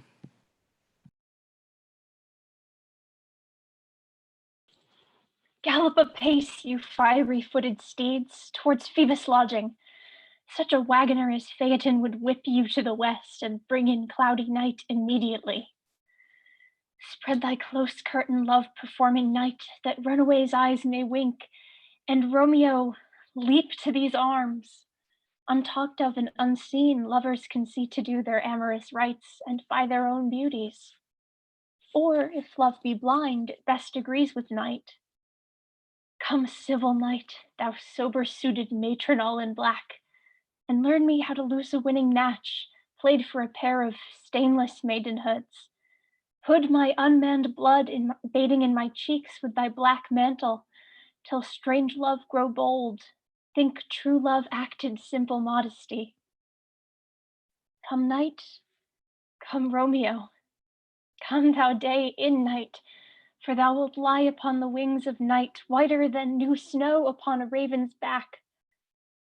Come gentle night, come loving black-browed night, give me my Romeo, and when I shall die, take him and cut him out in little stars, and he will make the face of heaven so fine that all the world will be in love with night and pay no worship to the garish sun. Oh, I have bought the mansion of a love, but not possessed it, and though I am sold, not yet enjoyed. So tedious is this day as is the night before some festival to an impatient child who hath new robes and may not wear them. Oh, here comes my nurse, and she brings news, and every tongue that speaks but Romeo's name speaks heavenly eloquence. Now, nurse, what news? Why dost thou wring thy hands? Oh, well, a day, he's dead. He's dead. We are undone, lady. We are undone. Alack the day, he's gone. He's killed. He's dead. Can heaven be so envious? Romeo can, though heaven cannot. Oh, Romeo, Romeo, whoever would have thought it Romeo? What devil art thou that dost torment me thus? I saw the wound. I saw it with mine eyes, God save the mark, here on his manly breast, a piteous corpse, a bloody, piteous corpse. Break my heart. Oh, Tybalt, Tybalt, the best friend I had, oh, courteous Tybalt, honest gentleman, that e'er I should live to see thee dead. What storm is this that blows so contrary? Is Romeo slaughtered, and is Tybalt dead? Tybalt is gone, and Romeo banished. Romeo that killed him, he is banished. Oh, God. Did Romeo's hand shed Tybalt's blood? It did. It did. Alas, the day it did. Oh, serpent, heart hid with a flowering face. Did ever dragon keep so fair a cave? Beautiful tyrant, fiend angelical. Was ever book containing such vile matter so fairly bound? Oh, that deceit should dwell in such a gorgeous palace. There's no trust, no faith, no honesty in men. All perjured, all forsworn, all dissemblers. These griefs, these woes, these sorrows make me old. Shame come to Romeo. Blistered be thy tongue for such a wish. He was not born to shame, Upon his brow shame is ashamed to sit. Oh, what a beast was I to chide him! Wilt thou speak well of him that killed your cousin? Shall I speak ill of him that is my husband? Oh, poor my lord, what tongue shall smooth thy name when I, thy 3 hours' wife, have mangled it? Wherefore, villain, didst thou kill my cousin? That villain cousin would have killed my husband. Back, foolish tears, back to your native spring. Your tributary drops belong to woe, which you, mistaking, offer up to joy. My husband lives, that Tybalt would have slain, and Tybalt dead that would have slain my husband. All this is comfort. Wherefore weep I then? Some words there was worser than Tybalt's death that murdered me, I would forget it fain. Tybalt is dead, and Romeo banished. That banished, that one word banished, hath slain 10,000 Tybalts. Romeo banished. There is no end, no limit, measure bound in that word's death. No words can that woe sound. Where is my father and my mother, nurse? Weeping and wailing over Tybalt's corpse. Will you go to them? I will bring you thither. Wash they his wounds with tears. Mine shall be spent when theirs are dry for Romeo's banishment. Come, nurse, I'll to my wedding bed, and death not Romeo take my maiden head. Hie to your chamber. I'll find Romeo to comfort you. I wot well where he is. Hark ye, your Romeo will be here at night. He is hid in Lauren's cell. Find him, and bid him come to take his last farewell. Romeo, come forth. Come forth, thou fearful man. I bring thee tidings of the prince's doom. What less than doomsday is the prince's doom? A gentler judgment vanished from her lips. Not body's death, but body's banishment. Huh. Banishment? Be merciful. Say death. There is no world without Verona's walls, but purgatory, torture, hell itself. Hence banished is banished from the world, and world's exile is death. The kind prince, taking thy part, hath rushed aside the law and turned that black word death to banishment. This is your mercy, and thou seest it not. His torture and not mercy.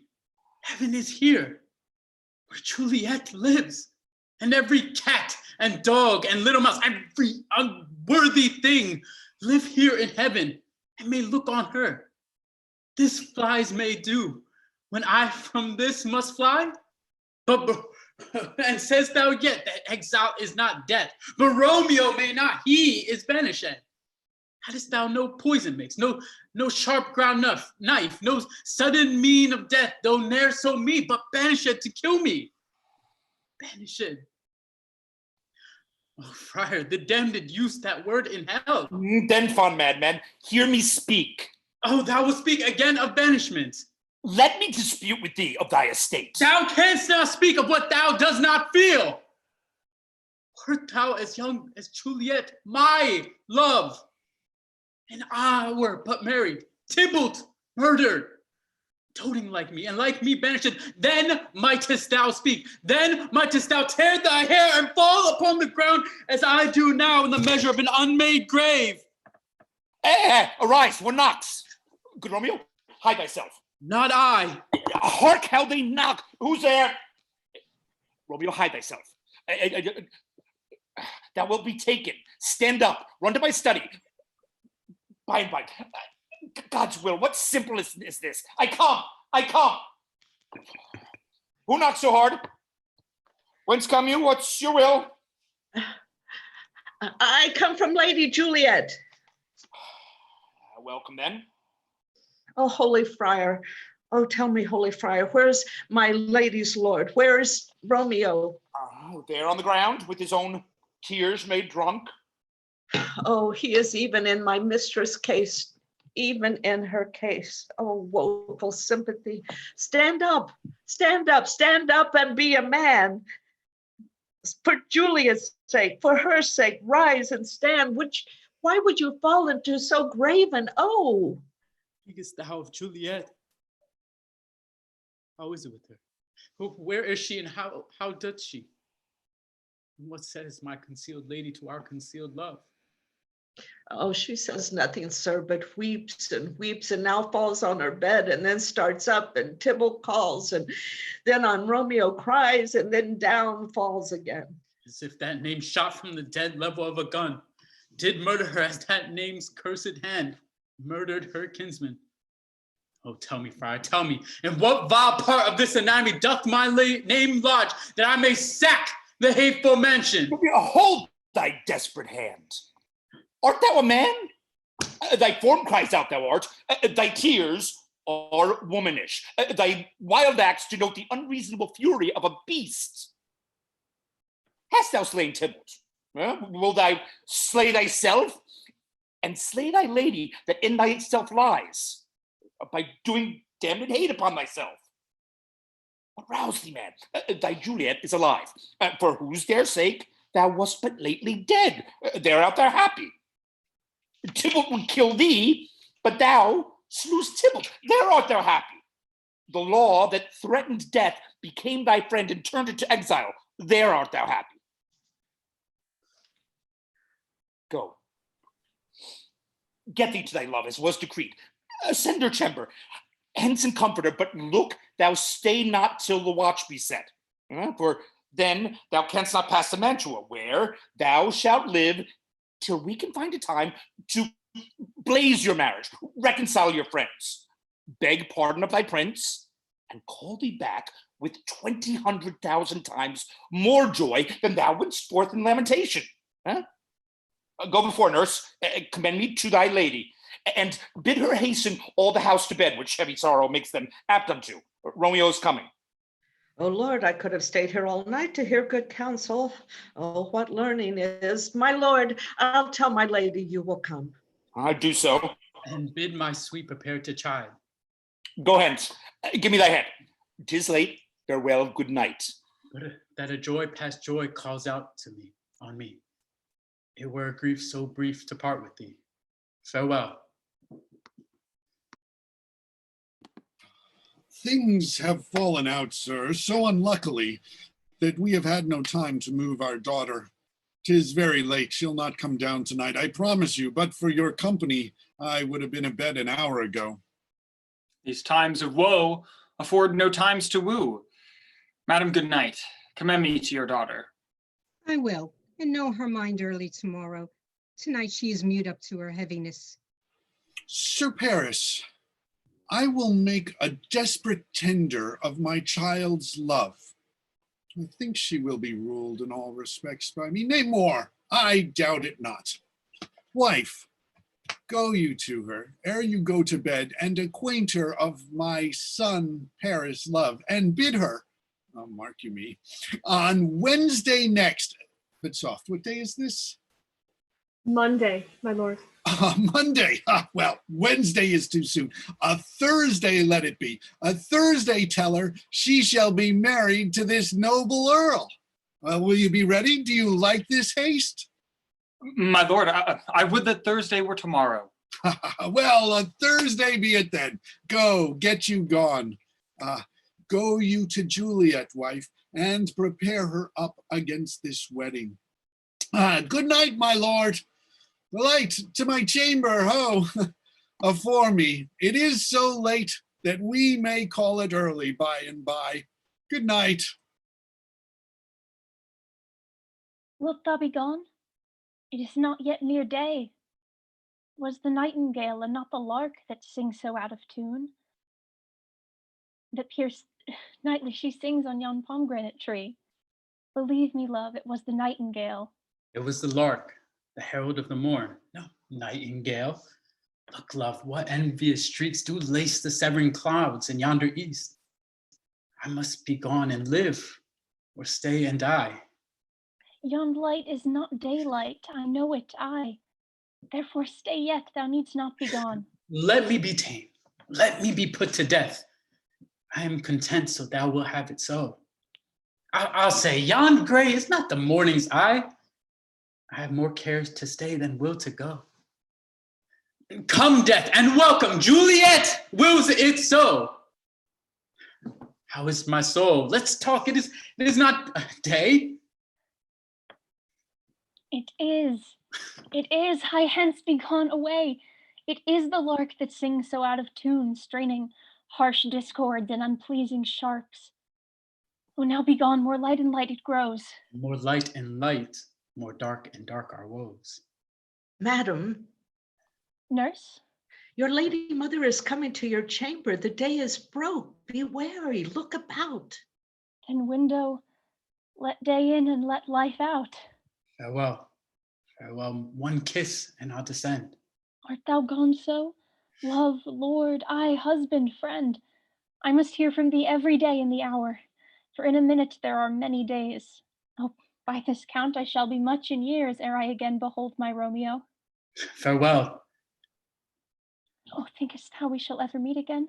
I doubt it not, and all these woes shall serve for sweet discourses in our time to come. Oh God, I have an ill-divining soul. Methinks I see thee, now thou art so low, as one dead at the bottom of a tomb. Either my eyesight fails, or thou look'st pale. And trust me, love, in my eye, so do you. Dry sorrow drinks our blood. Adieu, adieu. Oh, fortune, fortune. All men call thee fickle. If thou art fickle, what dost thou with him that is renowned for faith? Be fickle, fortune, for then I hope thou wilt not keep him long, but send him back. Oh, daughter, are you up? Who is that calls? Is it my lady mother? Is she not down so late or up so early? What unaccustomed cause procures her hither? Why, how now, Juliet? Madam, I am not well. Evermore weeping for your cousin's death? What wilt thou wash him from his grave with tears? And if thou couldst not make him live. Well, girl, that weeps not so much for his death as that the villain lives which slaughtered him. What villain, madam? That same villain, Romeo. Villain and he be many miles asunder. God pardon him, I do with all my heart. And yet no man like he doth grieve my heart. That is because the traitor lives. I, madam, from the reach of these my hands, would none but I might venge my cousin's death. We will have vengeance for it, fear thou not. Indeed, I never shall be satisfied with Romeo till I behold him dead. Is my poor heart for so a kinsman vexed? But now I'll tell thee of joyful tidings, girl. And joy comes well in such a needy time. What are they, beseech your ladyship? Well, well, that hast a very careful father, child, one who to put thee from thy heaviness, hath sorted out a sudden day of joy that thou expects not, nor I look not for. Madam, in happy time, what day is this? Marry, my child, early next Thursday morn, the gallant, young, and noble gentleman, the County Paris at St. Peter's Church, shall happily make thee a joyful bride. Now by St. Peter's Church, and Peter too, he shall not make me there a joyful bride. I wonder at this haste that I must wed ere he that should be husband comes to woo. I pray you tell my lord and father, madam, I will not marry yet. And when I do, I swear it shall be Romeo, whom you know I hate, rather than Paris. These are news indeed. Here comes your father. Tell him so yourself, and see how he will take it at your hands. How now, a conduit girl? What, still in tears, evermore showering in one little body? How now, wife, have you delivered to her our decree? Aye, sir, but she will none. She gives you thanks. I would the fool were married to her grave. How? Will she none? Doth she not give us thanks? Is she not proud? Doth she not count her blessed, unworthy as she is that we have wrought so worthy a gentleman to be her bridegroom? Not proud you have, but thankful that you have. Thank me, no thankings, no proud me, no prouds, but fettle your fine joints against Thursday next to go with Paris to St. Peter's Church, or I will drag thee on a hurdle thither. Out, you green sickness carrion, out, you baggage, you tallow face. Why, what are you, mad? Good father, I beseech you on my knees, hear me with patience but to speak a word. Hang thee, young baggage, disobedient wretch! I tell thee what, get thee to church on Thursday, or never after look me in a face. Speak not, reply not, do not answer me. My fingers itch, wife. We scarce thought us blessed that God had lent us but this only child. But now I see this one is one too much, and that we have a curse in having her. Out on her, Hilding. God in heaven bless her. You are to blame, my lord, to rate her so. How now, my lady, wisdom, hold your tongue. I speak no treason. May not one speak? Peace, you mumbling fool. You are too hot. God's bread, it makes me mad. Day, night, hour, ride, time, work, play, alone, in company. Still my care hath been to have her matched, and having now provided a gentleman of noble parentage, of fair demeans, youthful and nobly allied, and then to have a wretched puling fool, a whining mammet in her fortune's tender answer, I'll not love, I cannot wed, I am too young, I pray you pardon me, but, and you'll not wed, I'll pardon you. Thursday is near, lay hand on heart, advise, and you be mine, I'll give you to my friend, and you be not, hang, beg, starve, die in the streets, for by my soul, I'll ne'er acknowledge thee, nor what is mine shall never do thee good. Trust to it, but think you, I'll not be forsworn.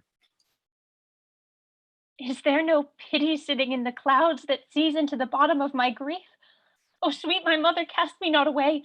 Delay this marriage for a month, a week. Or if you do not, make the bridal bed in that dim monument where Tybalt lies. Talk not to me, for I'll not speak a word. Do as thou wilt. I have done with thee. Oh, God. Oh, nurse, how shall this be prevented? My husband is on earth, my faith in heaven. How shall that faith return again to earth, unless that husband send it me from heaven by leaving earth? Comfort me, counsel me. What sayst thou? Hast thou not a word of joy? Some comfort, nurse. Faith, here it is. Romeo is banished and all the world to nothing, that he dare ne'ers come back to challenge you. Or if he do, it must needs be by stealth. Then since the case so stands as now it doth, I think it best you married with the county. Oh, he's a lovely gentleman. Romeo's a dishclout to him. An eagle, madam, hath not so green, so quick, so fair an eye as Paris hath. Beshrew my very heart, I think you are happy in this second match, for it excels your first, or if it did not, your first is dead, or 'twere as good he were, as living here and you no use of him.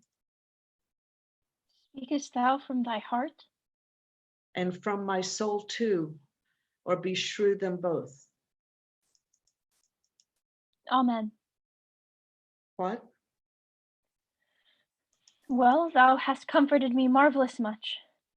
Go in and tell my lady I am gone, having displeased my father, to Lawrence cell, to make confession and to be absolved.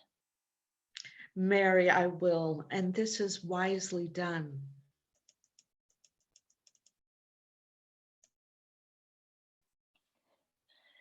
Ancient damnation, O most wicked fiend!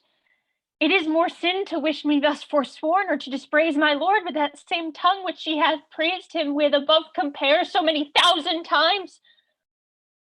Go, counselor, thou and my bosom henceforth shall be twain. I'll to the friar to know his remedy. If all else fail, myself have power to die. On Thursday, sir. The time is very short. My father Capulet will have it so. You say you do not know the lady's mind? Uneven is the course, I like it not.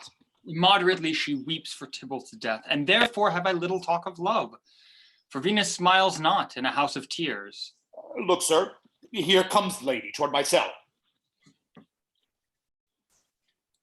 Happily met, my lady and my wife.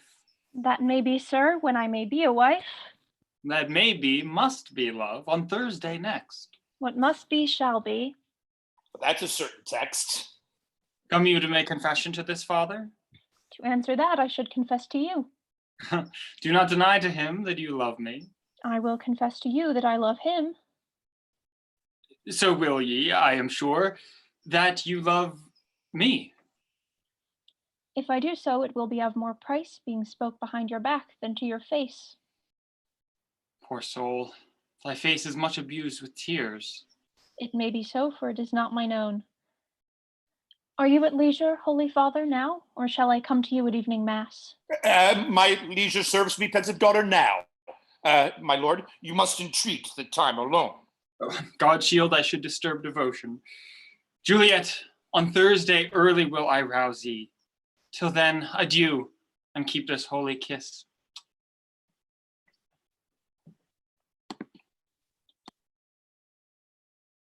Oh, friar, come weep with me, past hope, past care, past help. Oh, Juliet, I already know thy grief. It streams me past the compass of my wits. Tell me not, friar, that thou hearest of this, unless thou tell me how I may prevent it. If in thy wisdom thou canst give no help, do thou but call my resolution wise, and with this knife I'll help it presently. Be not so long to speak, I long to die. If what thou speak not of remedy. Hold, daughter. I do spy a kind of hope, which craves as desperate an execution as that is desperate which we would prevent. Oh, bid me leap rather than marry Paris from the battlements of any tower, or bid me go into a new-made grave, and I will do it without fear or doubt to live an unstained wife to my sweet love. Hold then. Go home. Be merry. Give consent. Tomorrow, look that thou lie alone. Let not thy nurse live in thy chamber. Take thou this vial, being then in bed, and this distilling liquor drink thou off. No warmth, no breath shall testify thou livest, and in this borrowed likeness of shrunk death thou shalt continue 42 hours. Now, when the bridegroom comes in the morning to rouse thee from thy bed, there art thou dead. Then, as the manner of the country is, thou shalt be born to that same ancient vault where all the kindred of the Capulets lie. In the meantime, against thou shalt wake, shalt Romeo by my letters know our drift. And hither shall he come, and that very night shall Romeo bear thee hence to Mantua. And this shall set thee free from this present shame, if no inconsistent toy nor womanish fear abate thy valor in the acting it. Give me, oh, tell me not of care.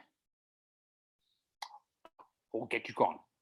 Be strong and prosperous. In this resolve, I'll send a friar with speed to Mantua with my letters to thy lord. Love give me strength, and strength shall help afford. Farewell, dear father. Peter, so many guests invite as here are writ. Sirrah. You shall have none ill, sir, for I'll try if they can lick their fingers.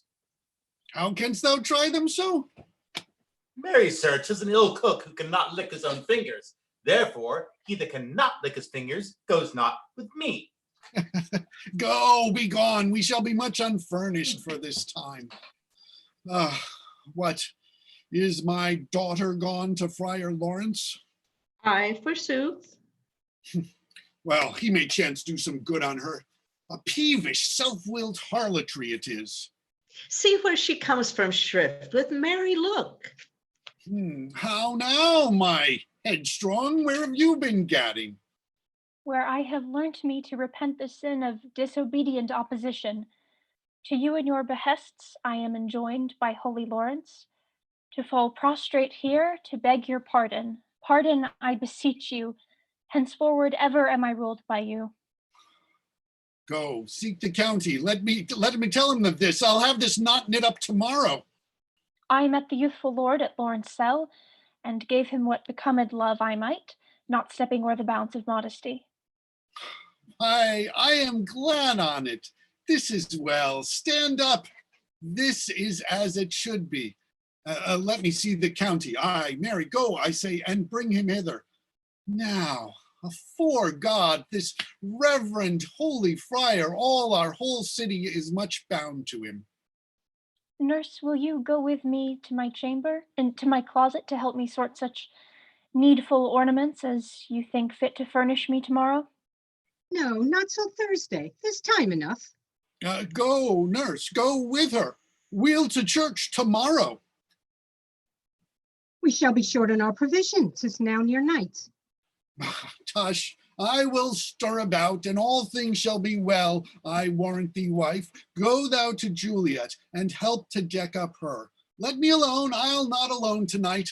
I'll play the housewife for this once. What ho? Ah, they are all forth. Well, I will walk myself to County Paris to prepare him up against this wedding. Oh, my heart is wondrous light since this same wayward girl is so reclaimed. Aye, those attires are best. But gentle nurse, I pray thee leave me to myself tonight. What, are you busy, ho? Need you my help? No, madam, we have called such necessaries as are behooveful for our state tomorrow. So please you, let me now be left alone, and let the nurse this night sit up with you, for I am sure you have your hands full all in this so sudden business. Good night. Get thee to bed and rest, for thou hast need. Farewell.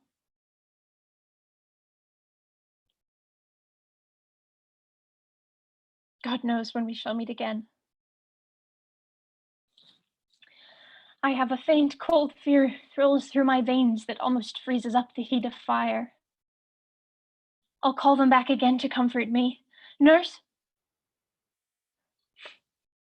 What should she do here? My dismal scene I needs must act alone. Come, vial. What if this mixture do not work at all? Shall I be married then tomorrow morning? No. No, this shall forbid it. How if when I am laid into the tomb I wake before the time that Romeo come to redeem me? There's a fearful point. Shall I not then be stifled in the vault? Or if I live, is it not very like the horrible conceit of death and night, together with the terror of the place where bloody Tybalt, yet but green in earth, lies festering in his shroud, where, as they say, at some hours in the night spirits resort? Oh, if I wake, shall I not be distraught, environed with all these hideous fears, and madly play with my forefather's joints and pluck the mangled Tybalt from his shroud, and in this rage with some great kinsman's bone, as with a club dash out my desperate brains? Oh, thought. Methinks I see my cousin's ghost seeking out Romeo that did spit his body upon my rapier's point. Stay, Tybalt, stay. Romeo, Romeo, Romeo. Here's drink. I drink to thee.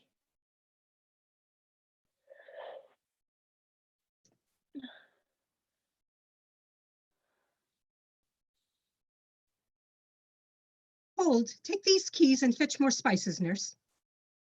They call for dates and quinces in the pantry. Come, stir, stir, stir. The second cock hath crowed, the curfew bell hath rung, 'tis 3 o'clock. Look to the baked meats, good Angelica, spare not for cost. Go, you housewife, go. Get you to bed, Faith, you'll be sick tomorrow for this night's watching. No, not a whit. What? I have watched ere now all night for less cause and ne'er been sick. You have been a mouse hunt in your time, but I will watch you from such watching now. Now, Potpan, what there? Things for the cook, sir? I don't know. I know not what. Well, make haste, make haste. Sirrah, fetch drier logs. Call Peter, he will show thee where they are. I have a head, sir, that will find out logs. Never trouble Peter for the matter. Mass, and well said, a merry horse, and Thou shalt be loggerhead. Oh, good father, 'tis near day. The county will be here with music straight, for so he said he would. I hear him near. Oh, nurse, wife, what ho, what nurse, I say. Go, waken Juliet and trim her up. Go, go. I'll go and chat with Paris. Go, make haste, the bridegroom. He has come already. Make haste, I say. Mistress Juliet. I warned her she. Why, lamb, why, lady. How you slug a bed? What love, I say. Madam, sweetheart, why, bride? Why, not a word? How sound is she asleep? I must needs wake her, madam, madam, madam. I let the county take you in your bed. He'll fright you up in faith, will he not? What? Dressed and in your clothes and down again? I must needs wake you. Lady, lady, lady. Alas, alas, help, my lady's dead. Oh, will a day that I was ever born, some aqua vitae, oh, my lord, my lady. What noise is here? Oh, lamentable day. What is the matter? Look, oh, happy day. Oh me, my child, my only life, revive. Look up, or I will die with thee. Help, help, call help. For shame, bring Juliet forth. Her lord is come. She's dead. Deceased, she's dead. She's dead. Alack the day. But oh, alack, let me see. Her blood is settled, and her joints are stiff. Life and these lips have long been separated. Oh, lamentable day. Awful time. Death, that at deigner hence to make me wail, ties up my tongue and will not let me speak. Come, is the bride ready to go to church? Ready to go, but never to return. Ah, son, the night before thy wedding day hath death lain with thy wife. There she lies, flower as she was, deflowered by him. Death is my son-in-law, death is my heir, my daughter he hath wedded. Have I thought long to see this morning's face, and doth it give me such a sight as this? Woeful day, most lamentable day, hateful day, that ever I did yet behold. Oh day, oh hateful day. One poor and loving Never was seen so black a one day. thing to rejoice in solace. Oh woeful day, oh woeful day. Peace, oh, for shame, confusions. Heaven and yourself had part in this fair maid, and now heaven hath all. And all the better it is for the maid. The most you sought was her promotion, for 'twas your heaven she should be advanced. And weep ye now, seeing she is advanced, above the clouds, as high as heaven itself? Dry up your tears, and as the custom is, and in her best array, bear her to church. All things that we ordain in festival turn from their office to black funeral. Our solemn hymns to sullen dirges change. Our bridal flowers serve for a buried corse, and all things change them to the contrary.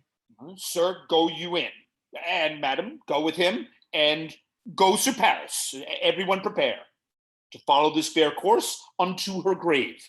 The heavens do lour upon you for some ill. Move them no more by crossing their high will.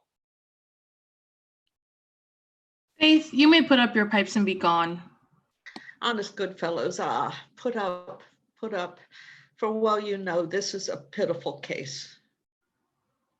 Aye, by my troth, the case may be amended. Musicians, oh musicians, heart's ease, heart's ease. Oh, and you will have me live, play heart's ease. Not a dump we, 'tis no time to play now. You will not then? No. I will give it you soundly. Pray you put up your dagger and put out your wit, and then have at you with my wit. I will dry beat you with an iron wit and put away my iron dagger. Answer me like men. When gripping grieves the heart doth wound, and music with her silver sound. Why silver sound? Why music with her silver sound? What say you? Marry, sir, because silver hath a sweet sound. Prattest, what say you? Faith, I know not what to say. Oh, cry you mercy. You are the singer. I will say for you. It is music with her silver sound, because musicians have no gold for singing. What a pestilent knave is this same. Hang 'em. Come wheel in here, tire for the mourners, and stay dinner.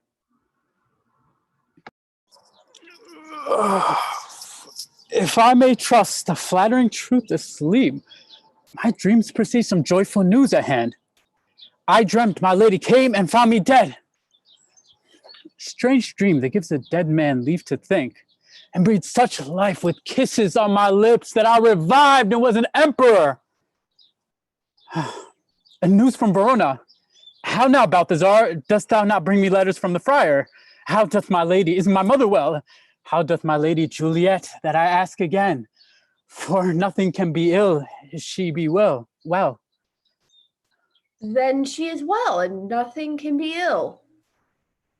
Her body sleeps in Capel's monument, and her immortal part with angels live. I saw her laid low in her kindred's vault, and presently took post to tell it you. Oh, pardon me for bringing these ill news, since you did leave it for my office, sir. Is it even so? Then I deny you, stars. Thou knowest my lodging. Get me ink and paper, and hire post horses. I will hence tonight. I do beseech you, sir, have patience. Your looks are pale and wild, and do import some misadventure. Tush, thou art deceived. Leave me, and do the thing I bid thee do.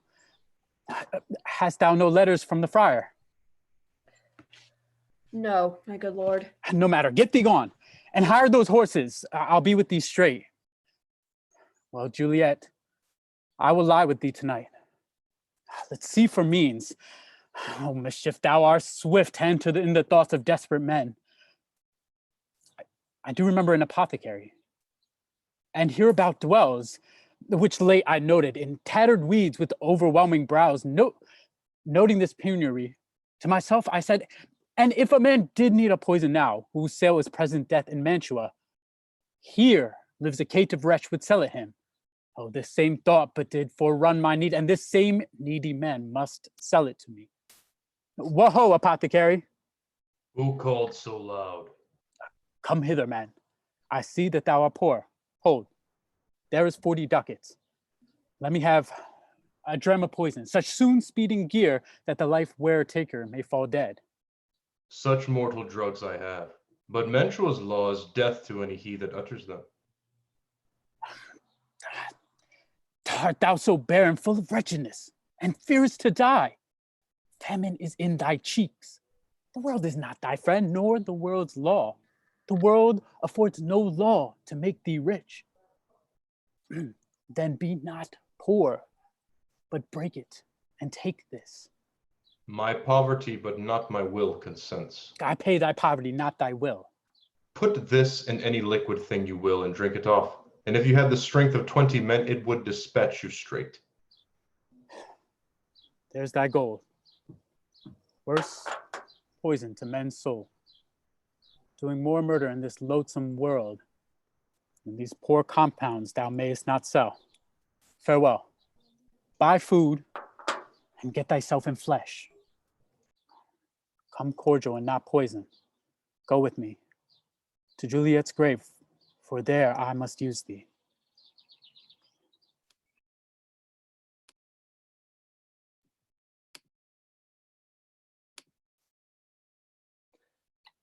Holy Franciscan Friar, brother, ho! The same should be the voice of Friar John.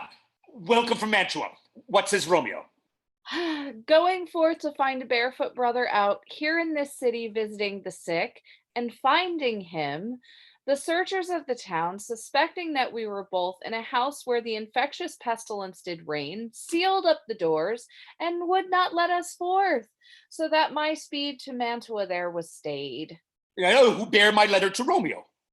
I could not send it. Here it is again. Oh, unhappy fortune. By my brotherhood, the letter was not nice, but full of charge of dear import, and in neglecting it may do great danger. Thank you, Friar John. I thank thee for thy pains. Now must I to the monument alone. Within these 3 hours will fair Juliet wake. Oh, she will beshrew me much that Romeo hath not learned of these accidents. Poor living corse, closed in a dead man's tomb. Give me thy torch, page, hence and stand aloft. Yet put it out, for I would not be seen. Lay thee alone, and whistle then to me, and signal if thou hearest something approach. Give me those flowers. Do as I bid thee, go. I'm almost afraid to stand here alone in the churchyard, yet I will adventure. Sweet flower, with flowers thy bridal bed I strew. O woe, thy canopy is dust and stones, which with sweet water nightly I will do. The obsequies that I for thee will keep, nightly shall be, to strew thy grave and weep. The boy gives warning, something doth approach. What cursed foot wanders this ways tonight, to cross my obsequies and true love's right? Oh, take this letter. Early in the morning, see thou deliver it to my lady and mother. Give me the light. Upon thy life I charge thee.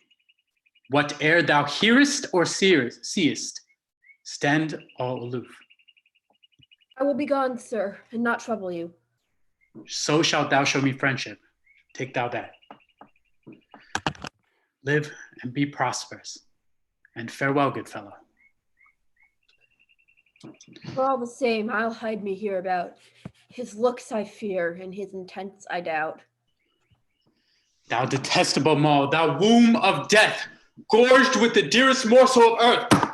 And thus I enforce thy jaws to open, and in my despite I'll cram thee with more food. Stop thy unhallowed toil, vile Mountague. Can vengeance be pursued further than death? Condemned villain, I do apprehend thee. Obey and go with me, for thou must die. I must indeed. Therefore came I hither. Good gentle youth, tempt not a desperate man. Fly hence and leave me. I beseech thee, youth, put not an other's sin upon my head by urging me to fury.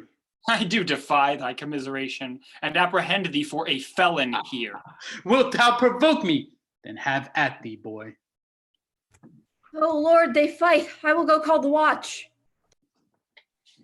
Oh, I am slain. If thou be merciful, open the tomb. Lay me with Juliet. In faith I will. Let me peruse this face. Mercutio's kinsman. Noble County Paris. What said my man, I think? He told me Paris should have married Juliet. Said he not so, or did I dream it so? I'll bury thee in a triumphant grave, where here lies Juliet, and her beauty makes this vault a feasting presence of light. Death, lie thou there, by a dead man interred. Oh, my love, my wife, that had sucked the honey of thy breath, hath had no power yet upon thy beauty. Why art thou yet so fair? I will stay with thee, and never from this palace of dim night depart again. Here here will I remain. Shake the yoke of inauspicious stars from this world-wearied flesh. Eyes, look your last.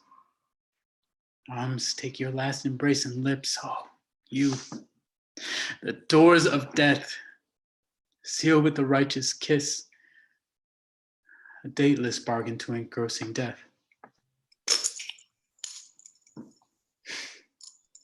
Here's to my love.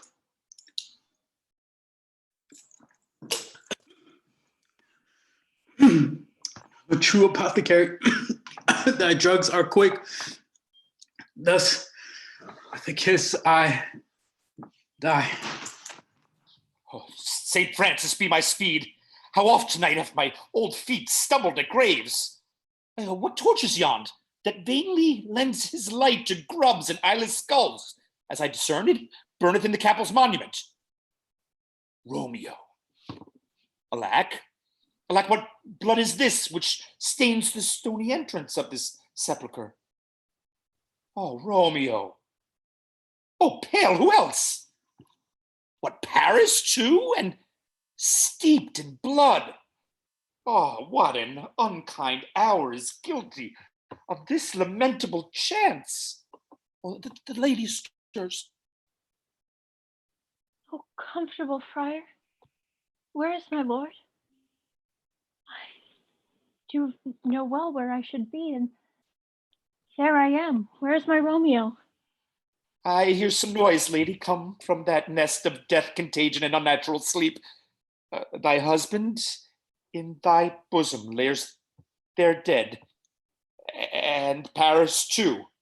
Come, I'll dispose of thee among a sisterhood of holy nuns. Stay not to question, for I fear the watch is coming. Come, go, good Juliet. I dare not no longer stay. Go get thee hence, for I will not away. What's here? A cup closed in my true love's hand? Poison I see hath been his timeless end. Oh, churl, drink all, and left no friendly drop to help me after? I will kiss thy lips. Happily some poison yet doth hang on them to make me die with a restorative. Thy lips are warm. Lead boy, which way? Yea, noise? Then I'll be brief. Oh, happy dagger, this is thy sheath. There rust and let me die. This is the place, there, where the torch doth burn. The ground is bloody. Search about the churchyard. Oh, pitiful sight. Here lies the county slain, and Juliet bleeding, warm and newly dead, who here hath lain these 2 days buried. Here's Romeo's man. I found him in the churchyard. Hold him in safety till the prince come hither. Here's a friar that trembles and sighs and weeps. A great suspicion. Stay the friar too. What misadventure is up so early that calls our person from our morning rest? What should it be that they so shriek abroad? Oh, the people in the street cry Romeo, some Juliet and some Paris, and all run with open outcry toward our monument. What fear is this which startles in your ears? Sovereign, here lies the county Paris slain, and Romeo dead, and Juliet dead before, warm and new kilt. Oh, heaven! Oh, wife, look how our daughter bleeds. Oh, me, this sight of death is as a bell that warns my old age to a sepulchre. Come, Mountague, for thou art early up to see thy son and heir now early down. Grief of my son's exile hath stopped my sleep. What further woe conspires against my age? Look, and thou shalt see.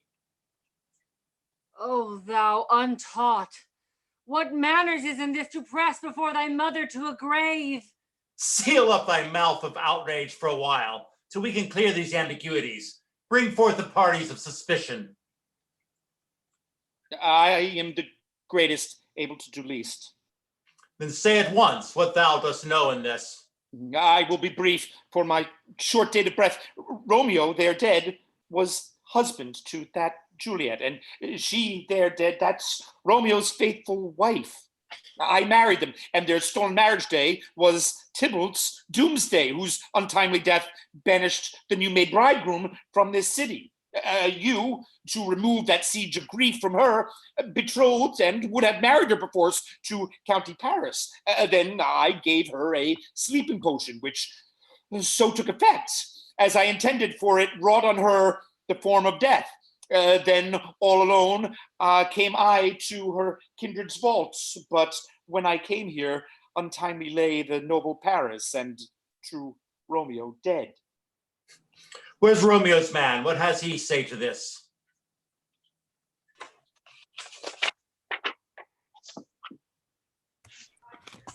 I brought my master news of Juliet's death, and then in post he came to Mantua, to this same place, to this same monument.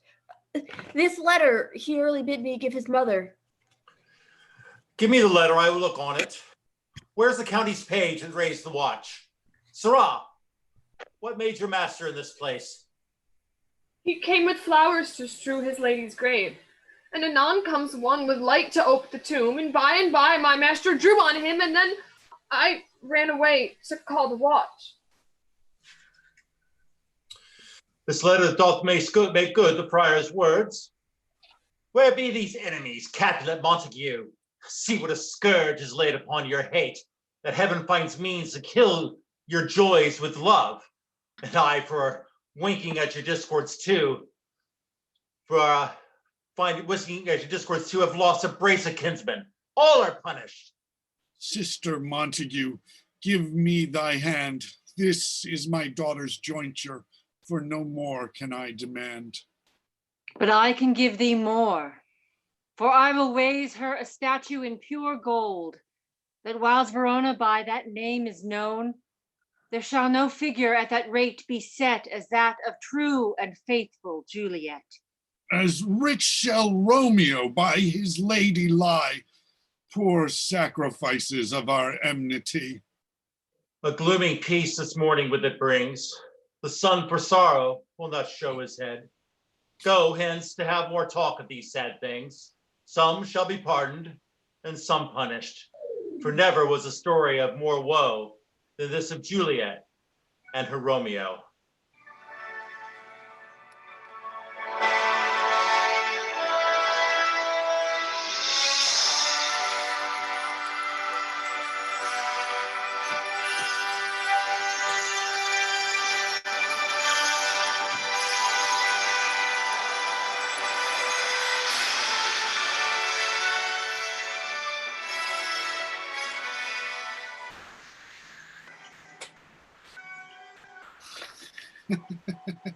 All right. Yay! Hey, we did it. All right. Well done, everyone. Thank you. Thank you all so much.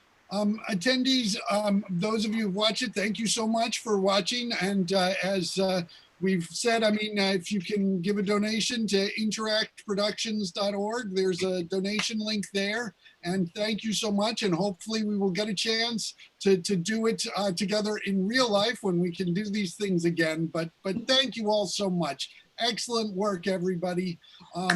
Just in terms of attendees, it's difficult for me to get everybody up. So if you have something you want to say, if you could raise your hand, and then I can promote you to panelists and you can talk. But well done, everyone. Thank you. I gotta say, you guys just all did such a great job. I'm so grateful to all the work that you guys did, the fact that the text is still there, the story is still there, and that you just all took the time to do this. There's still a show there, and I want to see it up on its feet so badly. And let's hear some great reaction shots with lots of you during it, and the dead bodies and the costume changes. Rahil was really working it. I know, I saw the suit and I was like, oh my God, I'm not ready for this.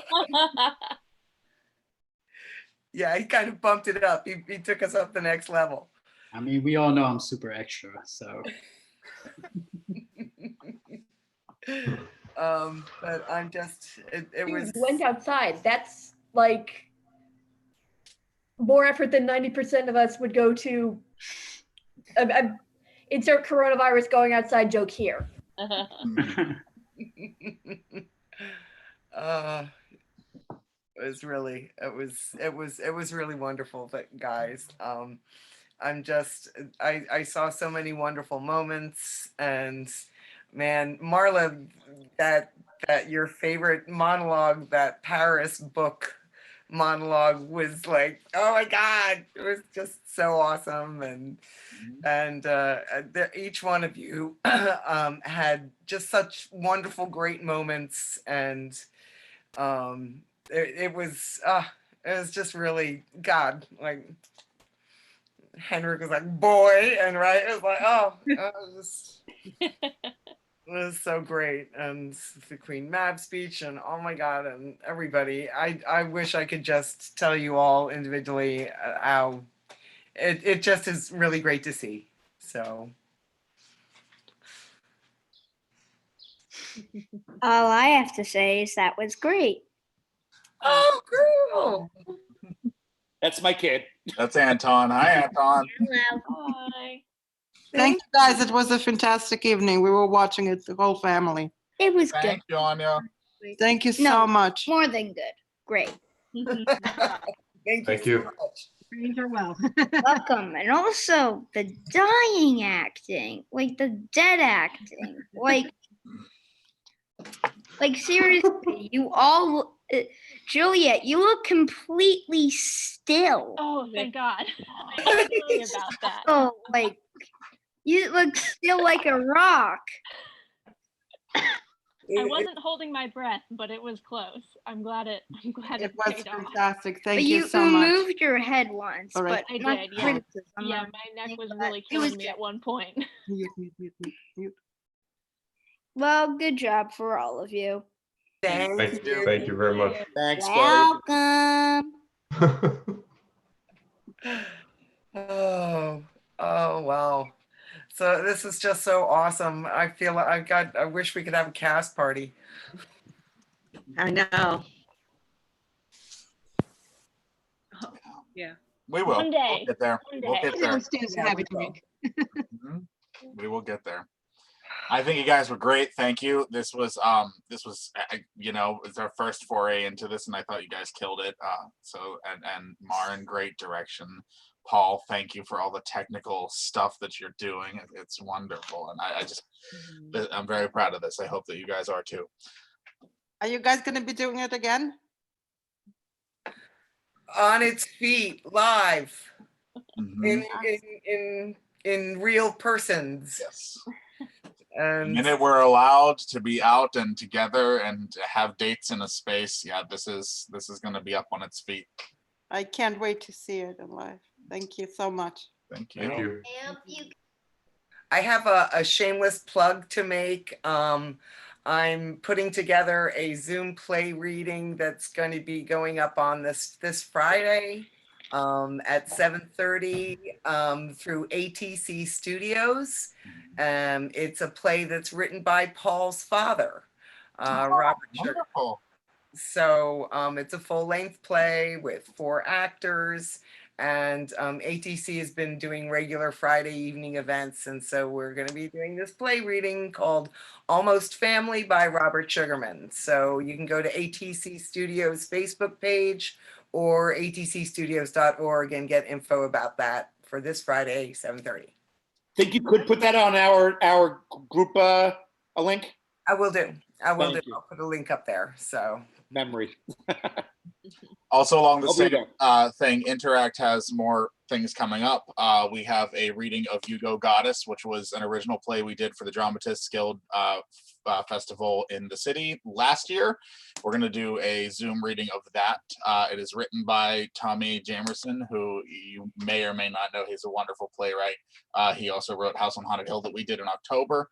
So we'll be doing that sometime in the beginning of June. And then we will also be doing some little video series releases that are going to be coming out on our page in the next couple weeks, and a couple more projects that are going to be happening in June. So if you are somebody who loves this stuff but did not know interACT existed, please go ahead and sign up for our mailing list or join our group on Facebook. If you follow us on Instagram, you can, or if you're on Instagram, you can follow us. We're on there. We are also on Twitter. We don't use that as much anymore, but it is still there, and we do still update that as well.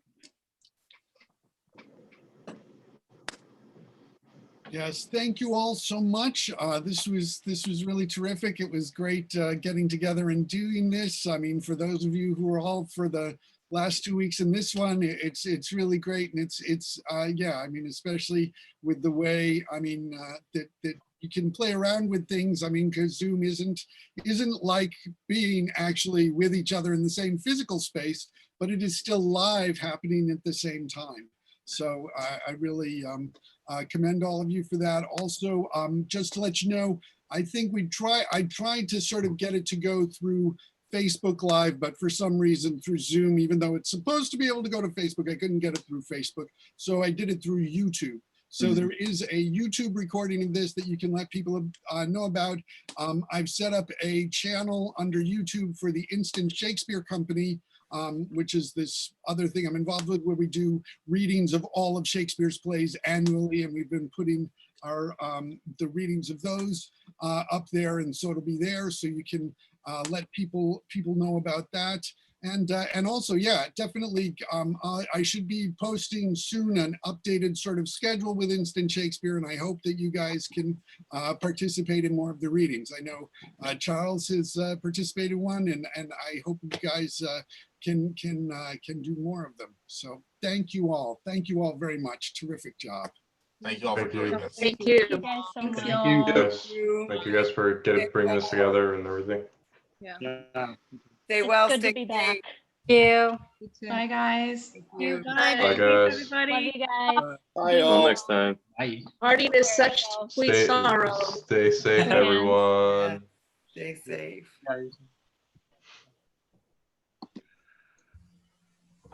All righty, well, and that's it. And I will end the meeting, and thank you all who came and listened, and thank you all very much. If you can donate money, go to interactproductions.org to click on the donate link. Thank you very much.